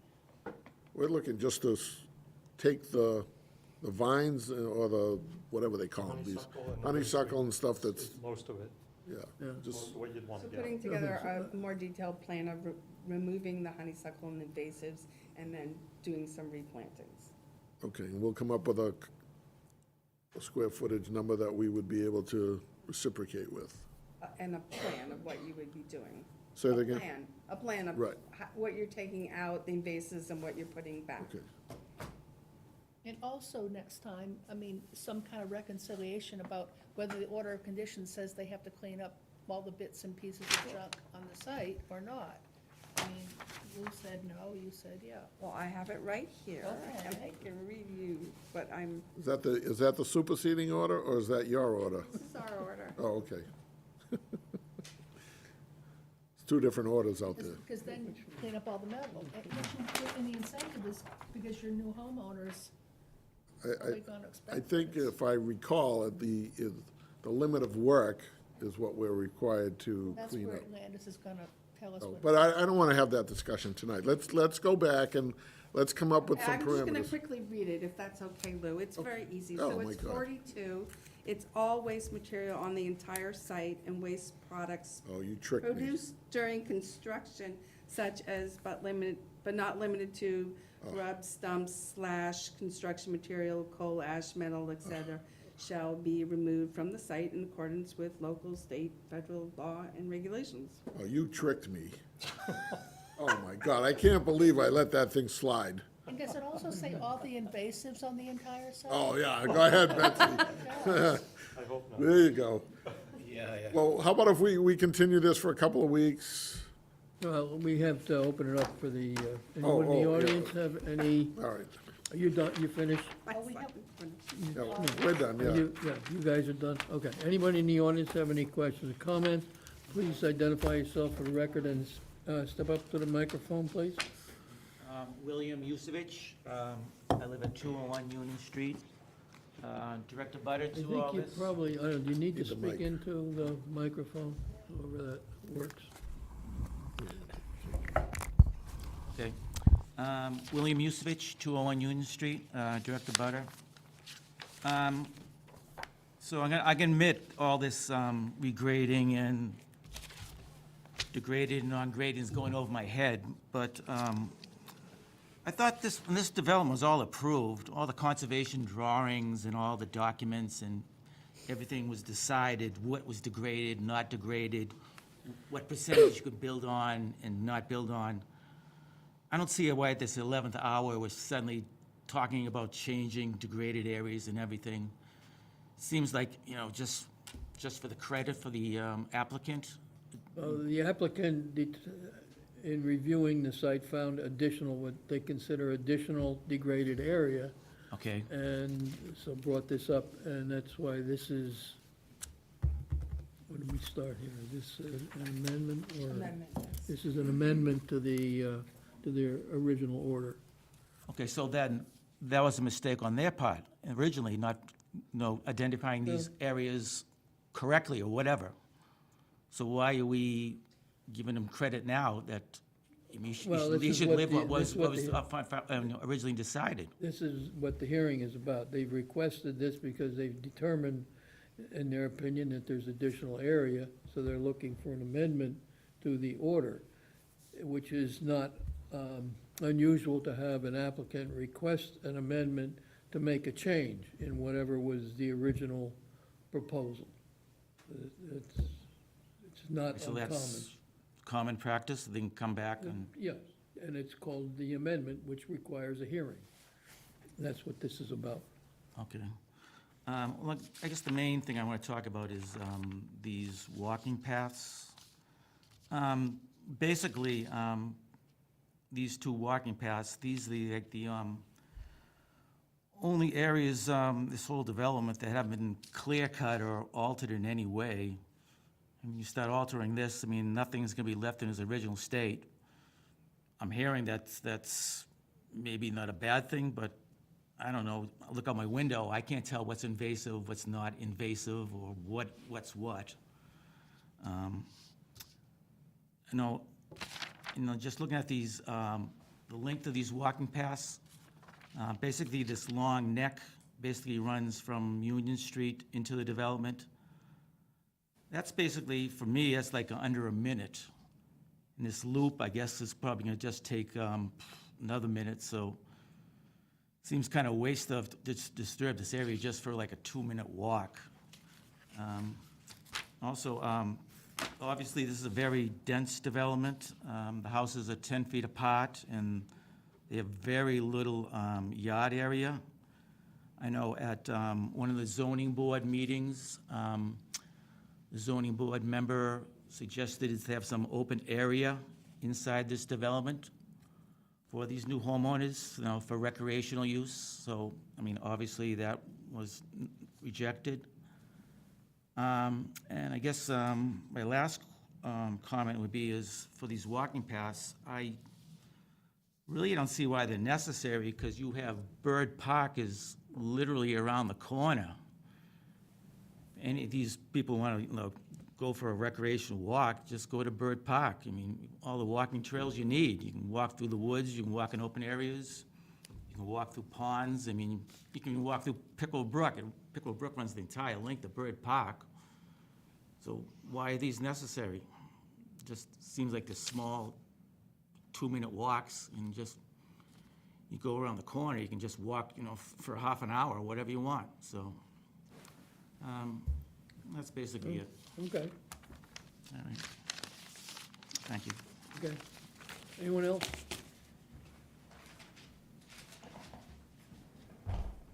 Okay. Then we'll continue. Our next hearing would be February what? 26th. You want to go to the March, No, for the what is it, 26th. 9th or 12th? Actually, March 12th? March 12th, I already have a hearing. So what are the options? Our next hearing is February 26th. No, it's 27th. 2 weeks? Today's the 12th. Today's the 12th, 14 to Oh, be 26th. 26th. I'll take the 26th. Check your math. 26th? I should be in Florida. We already have 5 hearings. Oh, no, yeah, so, What are? is that right? Yeah. Excuse me, Jack, the 26th, we have a meeting, so we'll take the Okay. first meeting in March. Okay, what time is your, what, you have another meeting on March? The 26th. No, March 12th, you said. Oh, March 12th, anytime. No, I got it mixed up. Okay, so March 12th, what do we have? Optima, just one. Oh, that's good. At 7. So we'll make this at 7:10. What is that one? Optima, 990. It's the hotel next to It's the Applebee's. hotel that keeps continuing. They continue? Yeah, that's why I make it 7:05, but. Yeah, 7:05. Fine. 7:05 on March 12th. Great, thank you. So we make that a motion? So moved. Second. All in favor? Aye. 600. Thank you. You did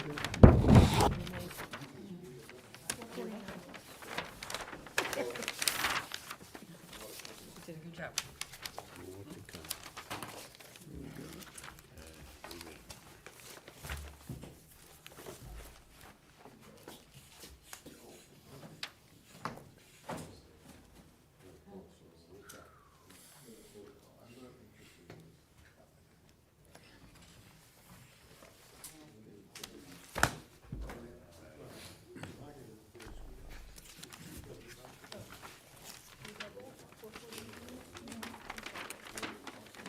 Which was North Street?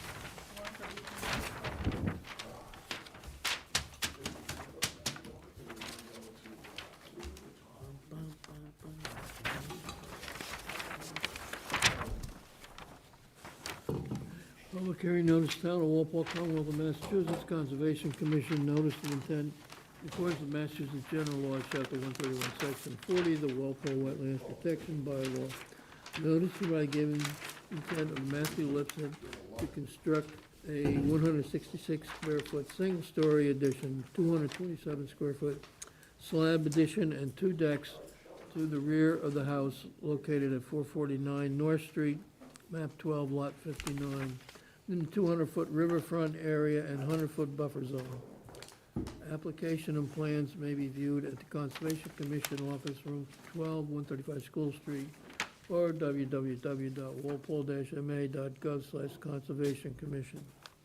Public hearing on the above matter will be held in person at Walpole Town Hall, 135 School Street, February 12th, 2025, 7:20 PM. All interested persons request to be present. Is there anything here to read in? No comments. No comments. Right in the file. This is for the file. Okay, representing the applicant. Good evening. Debbie Anderson. Sorry, I have a bit of a cold. I am representing the homeowner, Matthew Lipset, and I did not bring my easel. It is in my husband's car. I apologize, but I will do my best. So this project is for 2 additions and 2 decks on the rear of the existing single-family house, which is around 2,800 square feet. The whole property is almost 6 acres in size. It's accessed via this long driveway. Goes past an existing barn, and there's a farm pond located in this area. Oh, thank you. There's a farm pond located in this area. This is the existing house. These are the proposed additions and the proposed decks. There's a wet meadow associated with the pond that I delineated back in July. That is the A series of flags. And there's also a perennial stream that enters into the pond that is delineated in the B series. So the entire project is located in the 200-foot riverfront area, but it is located within 100 to 200 feet, so nothing within the 100-foot. A portion of the, portion of the work is in the 100-foot buffer zone. Excuse me. So as I mentioned, I did conduct the delineation back in July. And as the lot has, let me just grab my notes.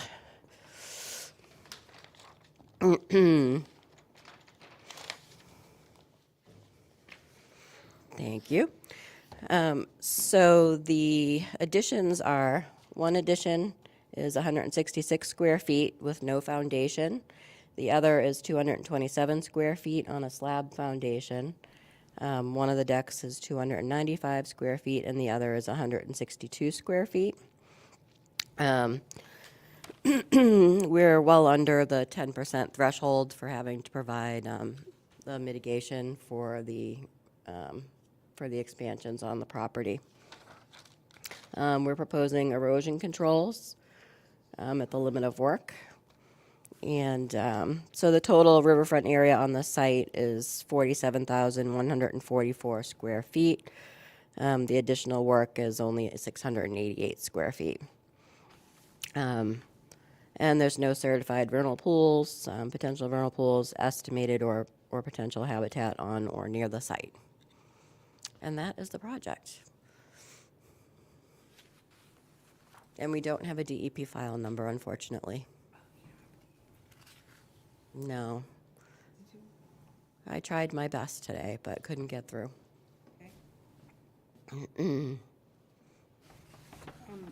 I think in your write-up, you also said that the part of the additions were on areas that were already patios and a deck? Correct. So it's previously developed riverfront area in addition to that? Correct. Those areas? Yep. One of the additions is essentially replacing what's there now. Right. Okay. Should you identify yourself, please, and also use, The applicant, Matthew Lipset. okay, and use the microphone. You're on TV. Matthew Lipset, I'm the applicant. And one of the additions is just replacing the existing structure. That's the one without the foundation. And then the area that is new addition with a foundation is existing deck. So we're removing the deck and adding the addition. And we don't need to remove any trees or anything for the project. Yeah. So you have previously developed riverfront area, you're replacing with additions, and you're also under the 10% as well, so Correct. you're perfectly within your ability to do this under the Wetlands Protection Act. Mhm. But you don't have a DEP number. I know.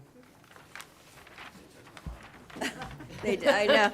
I sent them today the cleared checks. I'm like, they went through, but I don't know. What? Anything else? No. I don't have that yet. Bailey? No questions. So cement trucks will be coming back in here to pour the foundation for the proposed, Yes. They'll be coming down the driveway. And the area next to the house has to go back out to pour it in from the backside, into the backside.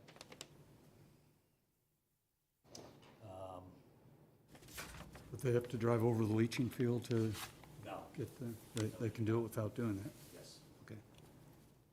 Yeah, that was the only question I yeah, had. they will not be driving on the back of the house. There's, I know I'm not talking in the mic, so I could talk loudly. To the right of the house, this is the construction access, you'll notice. They can back all the way up and be able to pour in from the backside. Yeah, the other addition right doesn't of have a foundation. It has no foundation. Okay, that was it. Video? On the left-hand side, you have a note that says stockpile area within the 100-foot. Is that you're gonna be within the 100-foot stockpiling dirt there? The question is, again, what? He wants to know if you're gonna be stockpiling dirt there from the excavation, I guess, if there's gonna be any. I don't know. I can, so that is, Can they pull that out of the 100? yeah, I'm sure. I don't even know if it's, what they would be stockpiling there. But yes, we can. That's all I've got. Al? The statement has been made that this is under 10% of the riverfront area. Now, is that including the existing house or just the new work? No, it's both. The riverfront area is at least 47,000 square feet, and the existing house is 2,800 square feet, and the addition's like 688 square feet, so it's well under. Okay. Betsy? No comment. In the audience, have any questions or comments? Please identify yourself for the record. Hearing none, someone make a motion to close the hearing. So moved. Second. All in favor? Aye. Aye. 600.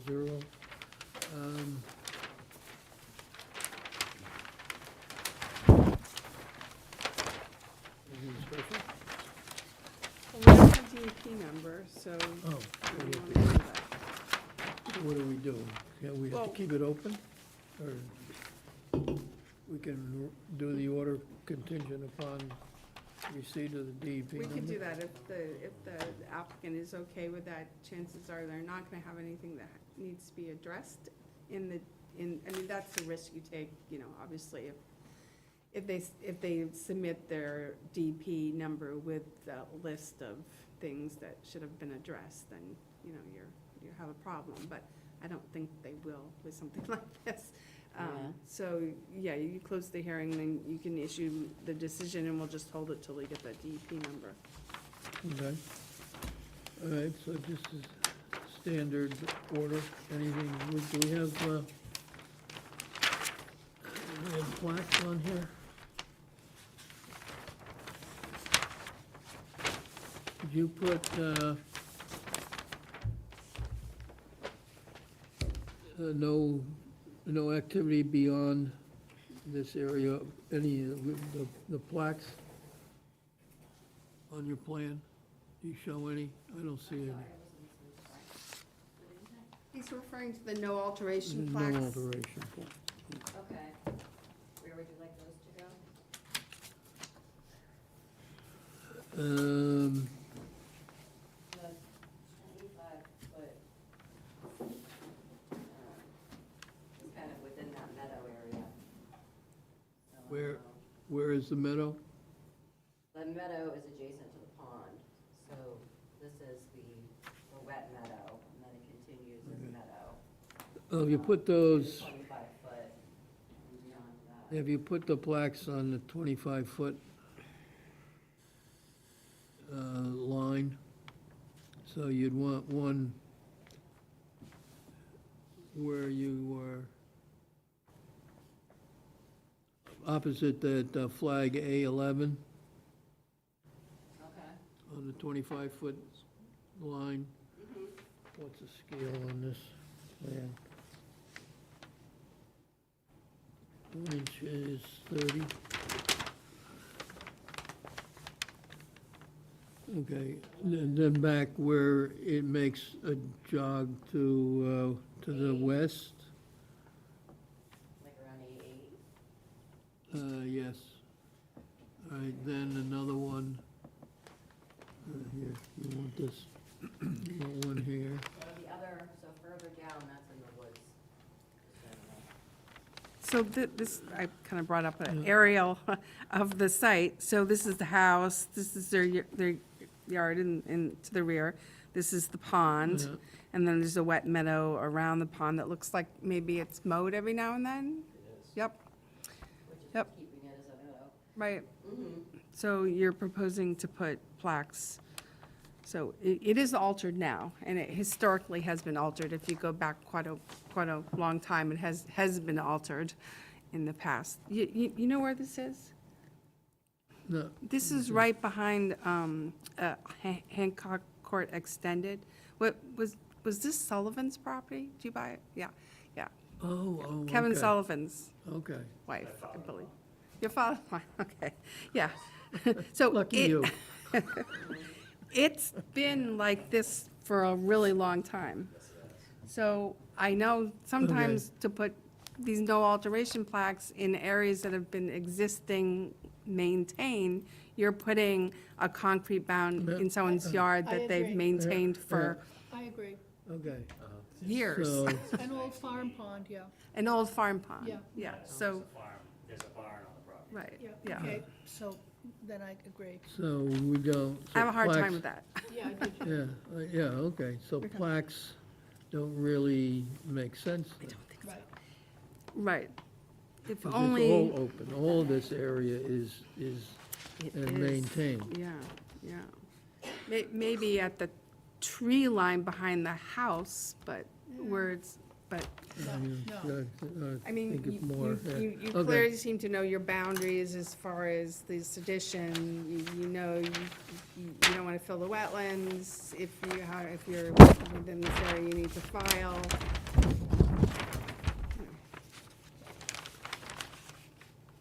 Okay, no plaques. Yep. Oh, when have we ever made that decision? What? We don't make that decision very often. Well, in No, the I- middle I- of someone's existing yard, to me, it's just I agree. doesn't make sense to do that, unless it's a recent alteration. But if it's been years and years and years like that, it's different. Okay, Okay. so, then the standard order, Yeah, and we'll Yeah. reference the riverfront area Yeah. and okay. all that. So we make that a motion? So moved. Second. All in favor? Aye. 600. Okay, thank you. Okay, so we'll just process it, but we'll hold it until we get that DEP number. Yeah, hopefully by the end of the week, we'll see how it goes. But I'll keep in touch. Thank you. Thank you for your time. Yep, thank you. So you can't get to it from Hancock We Court, got the form to sign. Wall Street, huh? Yeah. Apparently. What are you here for? I live in San 17, I was just gonna introduce myself and say that. Okay, sorry. I was just curious to see what the process was and just to make sure, like, I just was wanting Did to you learn have about a, it. did you want to, That was did it. you Thank ask you. if anyone in not in? I did. Okay. I'm Matt. I just moved in. Yeah. I'm just new to the area, I wanna learn the process and see how this all goes. Well, thank you for not refuting. I was trying to find all the plans and all up there for a while, and I couldn't see them, and I finally said, hey, oh, they're just replacing it. Yeah, exactly, Cool. Are you doing any farming on it? That's open. I have the barn. There's 6 horse stables in it. Because farms have some special exemptions too. Yes, I know. So, Property tax. well, in general, a farm pond, you're allowed to maintain a farm pond. Especially along the diving board like yours has. It does have that. That is so cool. When I first drove up, I was like, there's a Yes. Okay. There was a road. Farm park, TMI, don't talk about that. I'm sensitive to it, having grown up on a farm with a farm pond. Yeah, there is, yeah. It was operating, and then they closed it down. Never know, you need dual sources of income these days, you know? At least. Yeah. Yeah, so I think the agricultural use is 5 years if they haven't, Yes. if it hasn't been agriculturally used for 5 years. Exactly, for a long time. We worked that out when we bought the house. Where's Working Ke- through the tax needs. Where's Kevin now? He is. Oh, he's probably watching us on TV.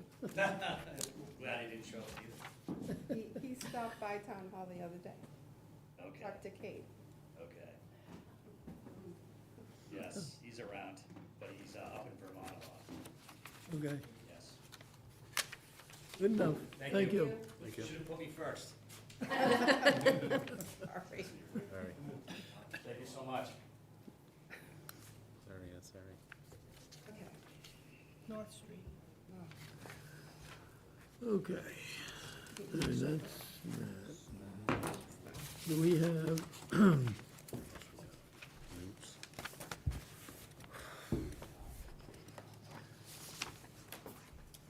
we have a list, there we go.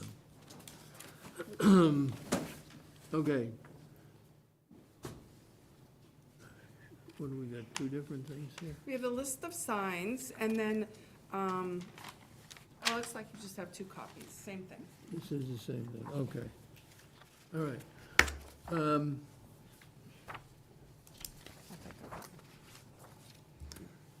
You had some question on the signs, Doug? Yes. Signs plural, there's going to be 2? Is that how I read Be a this? lot of them. Where are you referencing on the list? Well, number number 1 1 says sign at Adams Farm Trailhead, and number 3 says sign at pull-off area. Yeah, Yeah. Each are signs, so there's one sign at Adams Farm Trailhead at the White Gate. Yeah. That's the one sign, Willet Pond Trail, no bikes, no dogs. Then along the trail, there's gonna be blazes from Adams Farm all the way down to the pond, approximately 10 blazes. Then 3 is a sign at the pull-off area, maybe a kiosk if we can do that. There'll be a sign that's Willet Pond Trail, Walpole Conservation Land. And then there'll be the rest of the information, the hours, sunrise to sunset, everything that's in this underneath Willet Pond Trail, Walpole Conservation Land. That's a sign. Okay. And there will be a fine for littering, as I see down at the bottom. Can that, will that fine appear on the sign? Violation of the rules may result in a fine of up to $100. Right. This is the whole sign, sorry. If you draw a square from Willet Pond Trail all the way down to violation, that's a sign. This is the other side. I've walked that trail most recently last Saturday, and there is a lot of litter right along the road there where the trail begins. Yep, Beverage cans everywhere. absolutely, I know, I notice those every And- time I go there too. I just think if the no littering sign is real conspicuous, instead of just somewhere in the typed description, it would be a good thing. But, you know, so the violation thing is part of the sign. This is one great big sign, Okay? yeah. All right. So then across the street to the Willet Pond side of North Street, number 4, which is, that's where I've noticed most of the cans and stuff like that. There's gonna be a sign that says Willet Pond Trail, no dogs, no bikes. But you could also say no littering. Yeah, Fine. I'd like to see that. What's tricky about that, Doug, and I know we've had our dichotomy before on this, is the no bikes is interesting, the no dogs is interesting, the no littering is something you've known since you were 4 years old. You know, that's what's so, I mean, yeah, we could put no littering, but I think the next time you drive by there, there's gonna be litter. Well, I drive, I probably have mentioned this before, I drive by a pond out near Wellesley where the fine for littering is $15,000. Whole different thing, you gotta go And to I've- town meeting and make I've that never happen. seen any litter there. It catches people's attention. So go to town meeting and make the fine not $100, but 15,000, but we don't have that authorization. But I would say throw no litter in, no littering. On On- number on the- 4, On 4. On 4, no littering. no dogs, no bikes, no Yeah, littering. yeah. For the real idiots who are like, Right. oh, gee, I thought, so it doesn't say And- not, don't Does litter. that mean no kids? I And- think it's, those cans are drive-bys, I would say. Yeah, Oh, yeah, probably yeah. mostly people chucking them out the windows of Yeah. their car. Yeah, I agree. And the What nibs. Emilio calls nipper bottles. And then the other thing, Nips. Not nipper. Jeez Louise. How old are you? and the other thing on my list is no use of fire. I'm glad that's prohibited. There is a fire pit there at the end of the trail, and there's logs sitting in there. And somehow we should get rid of that, you know, that with the stones arranged like that and logs sitting there. Thrown up on top of the hill when you're out on the peninsula. Yes, Yeah. yeah, That's- because it'd be real hard for the fire department to come and put out a brush fire there. But that's not our property, that's the Willett Pond. That's Nepers, It's right? Nebra's. And probably Landholding. those were residents' kids that put that there. Willett Pond kids. But we can, that was the place where there was a whole pile of old Furniture and stuff. furniture and Yeah. stuff. I'm Yeah. glad to see the furniture's cleaned up, but I saw the fire pit is still there. Be- Yeah, we can take a look at that. Yeah, it's probably a good idea to, So what is not prohibited? There's so many things you can't do. What can you do there? not much, Not Not at much. all. It doesn't sound like it. You can walk. Breathing, can you breathe? Enjoy the view. yeah. Enjoy the- Smell the flowers. There you go. And then once you get down to the Willett Pond access, then there's even fewer things you can do. Yeah.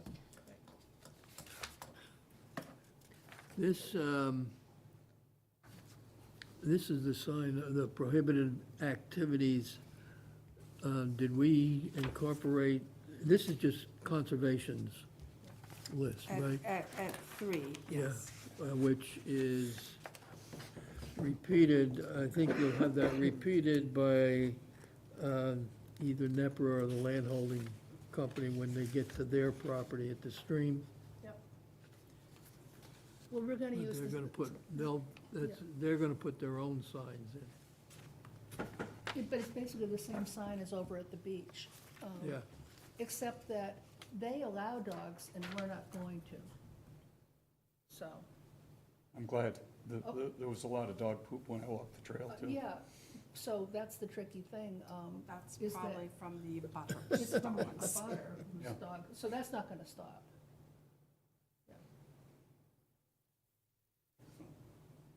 Okay. Sorry, my neck was hurting while I was sitting, so. okay, so, everything's okay? Everybody else, all the signs? Yeah. Any questions?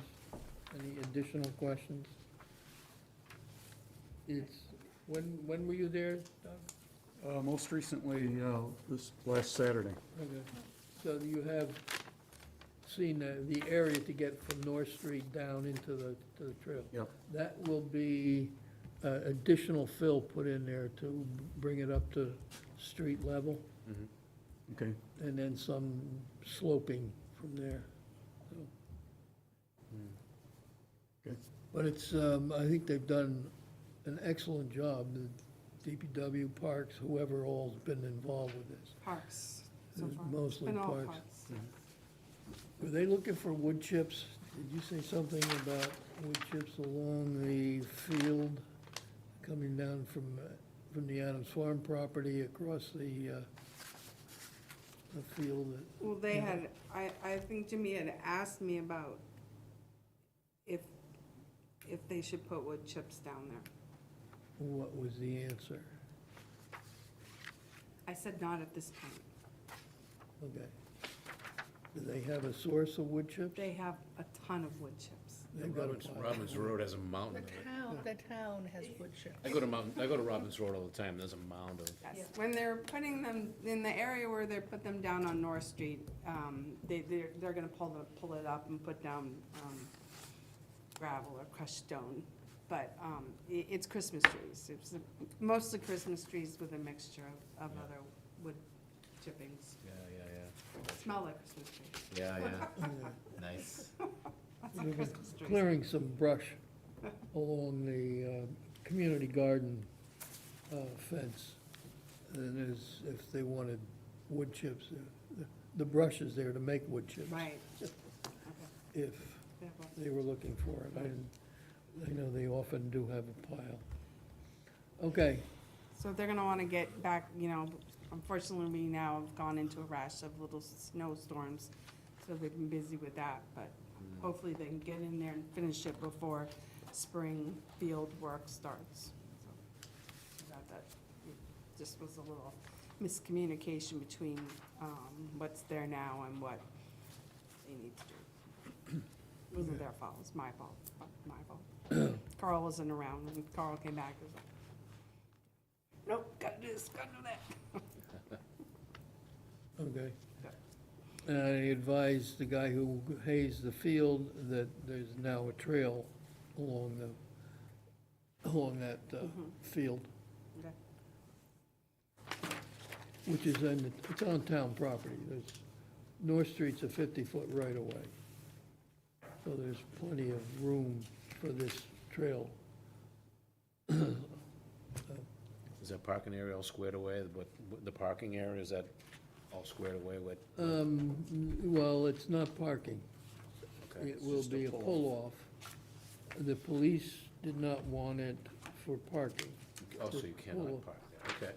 So it'd be a pull-off area. Oh, really? So, Yeah. since our meeting, the Since- police have said no? They said they don't want parking.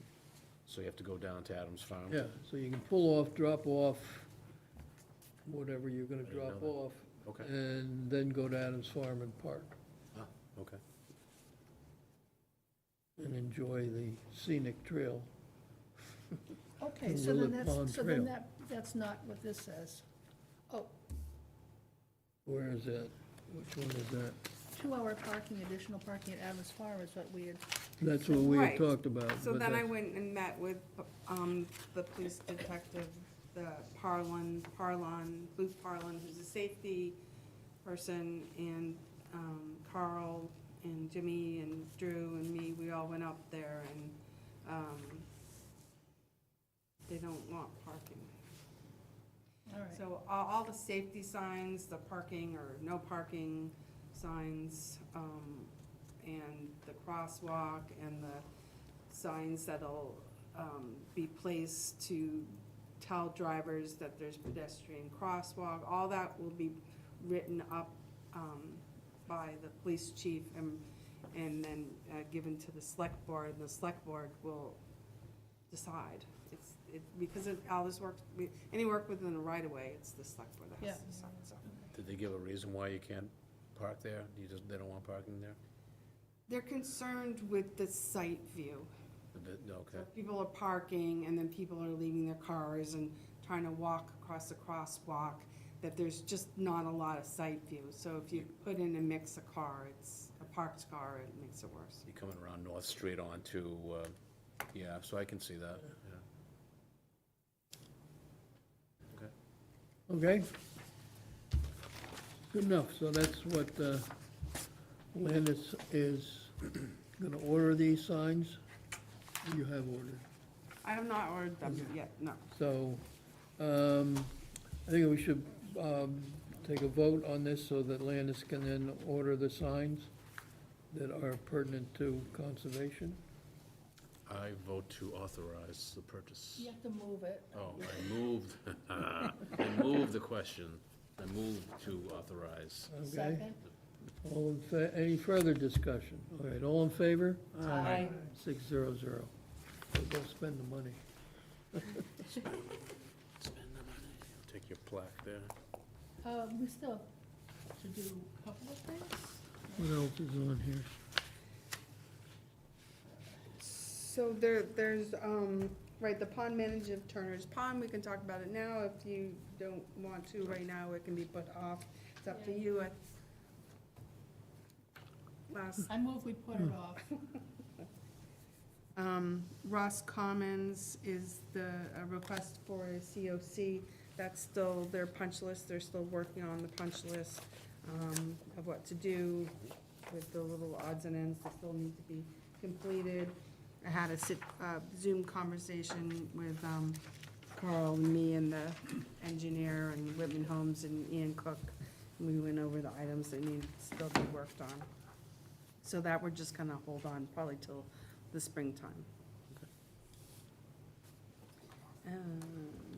Enforcement orders 126, 120 South Street, that also is waiting for plantings in the spring.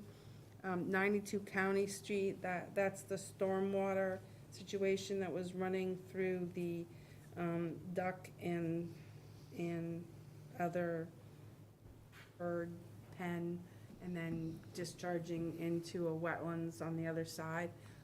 And Dan American put together a plan of a trench, and that's been put in. So that should collect the stormwater on the upland side and bring it into a trench and bring it below the pen, and hopefully that'll help the water quality discharge issue. That's been completed, so I would take that off the agenda.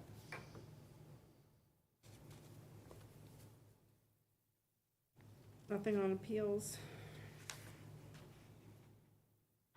Nothing really, board comments, nothing at this point.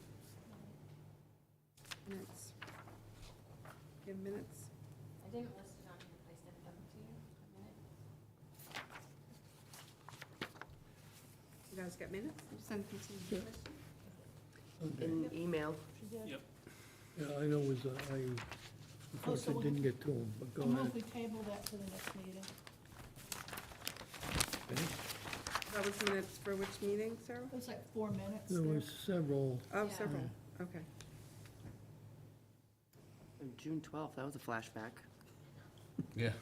So I move we adjourn. Okay, so you'll put that on I the don't know next if we're all agenda. done yet. So- Anybody have anything? Clear. Anybody have anything else? Okay. I move we adjourn. All in favor? Aye.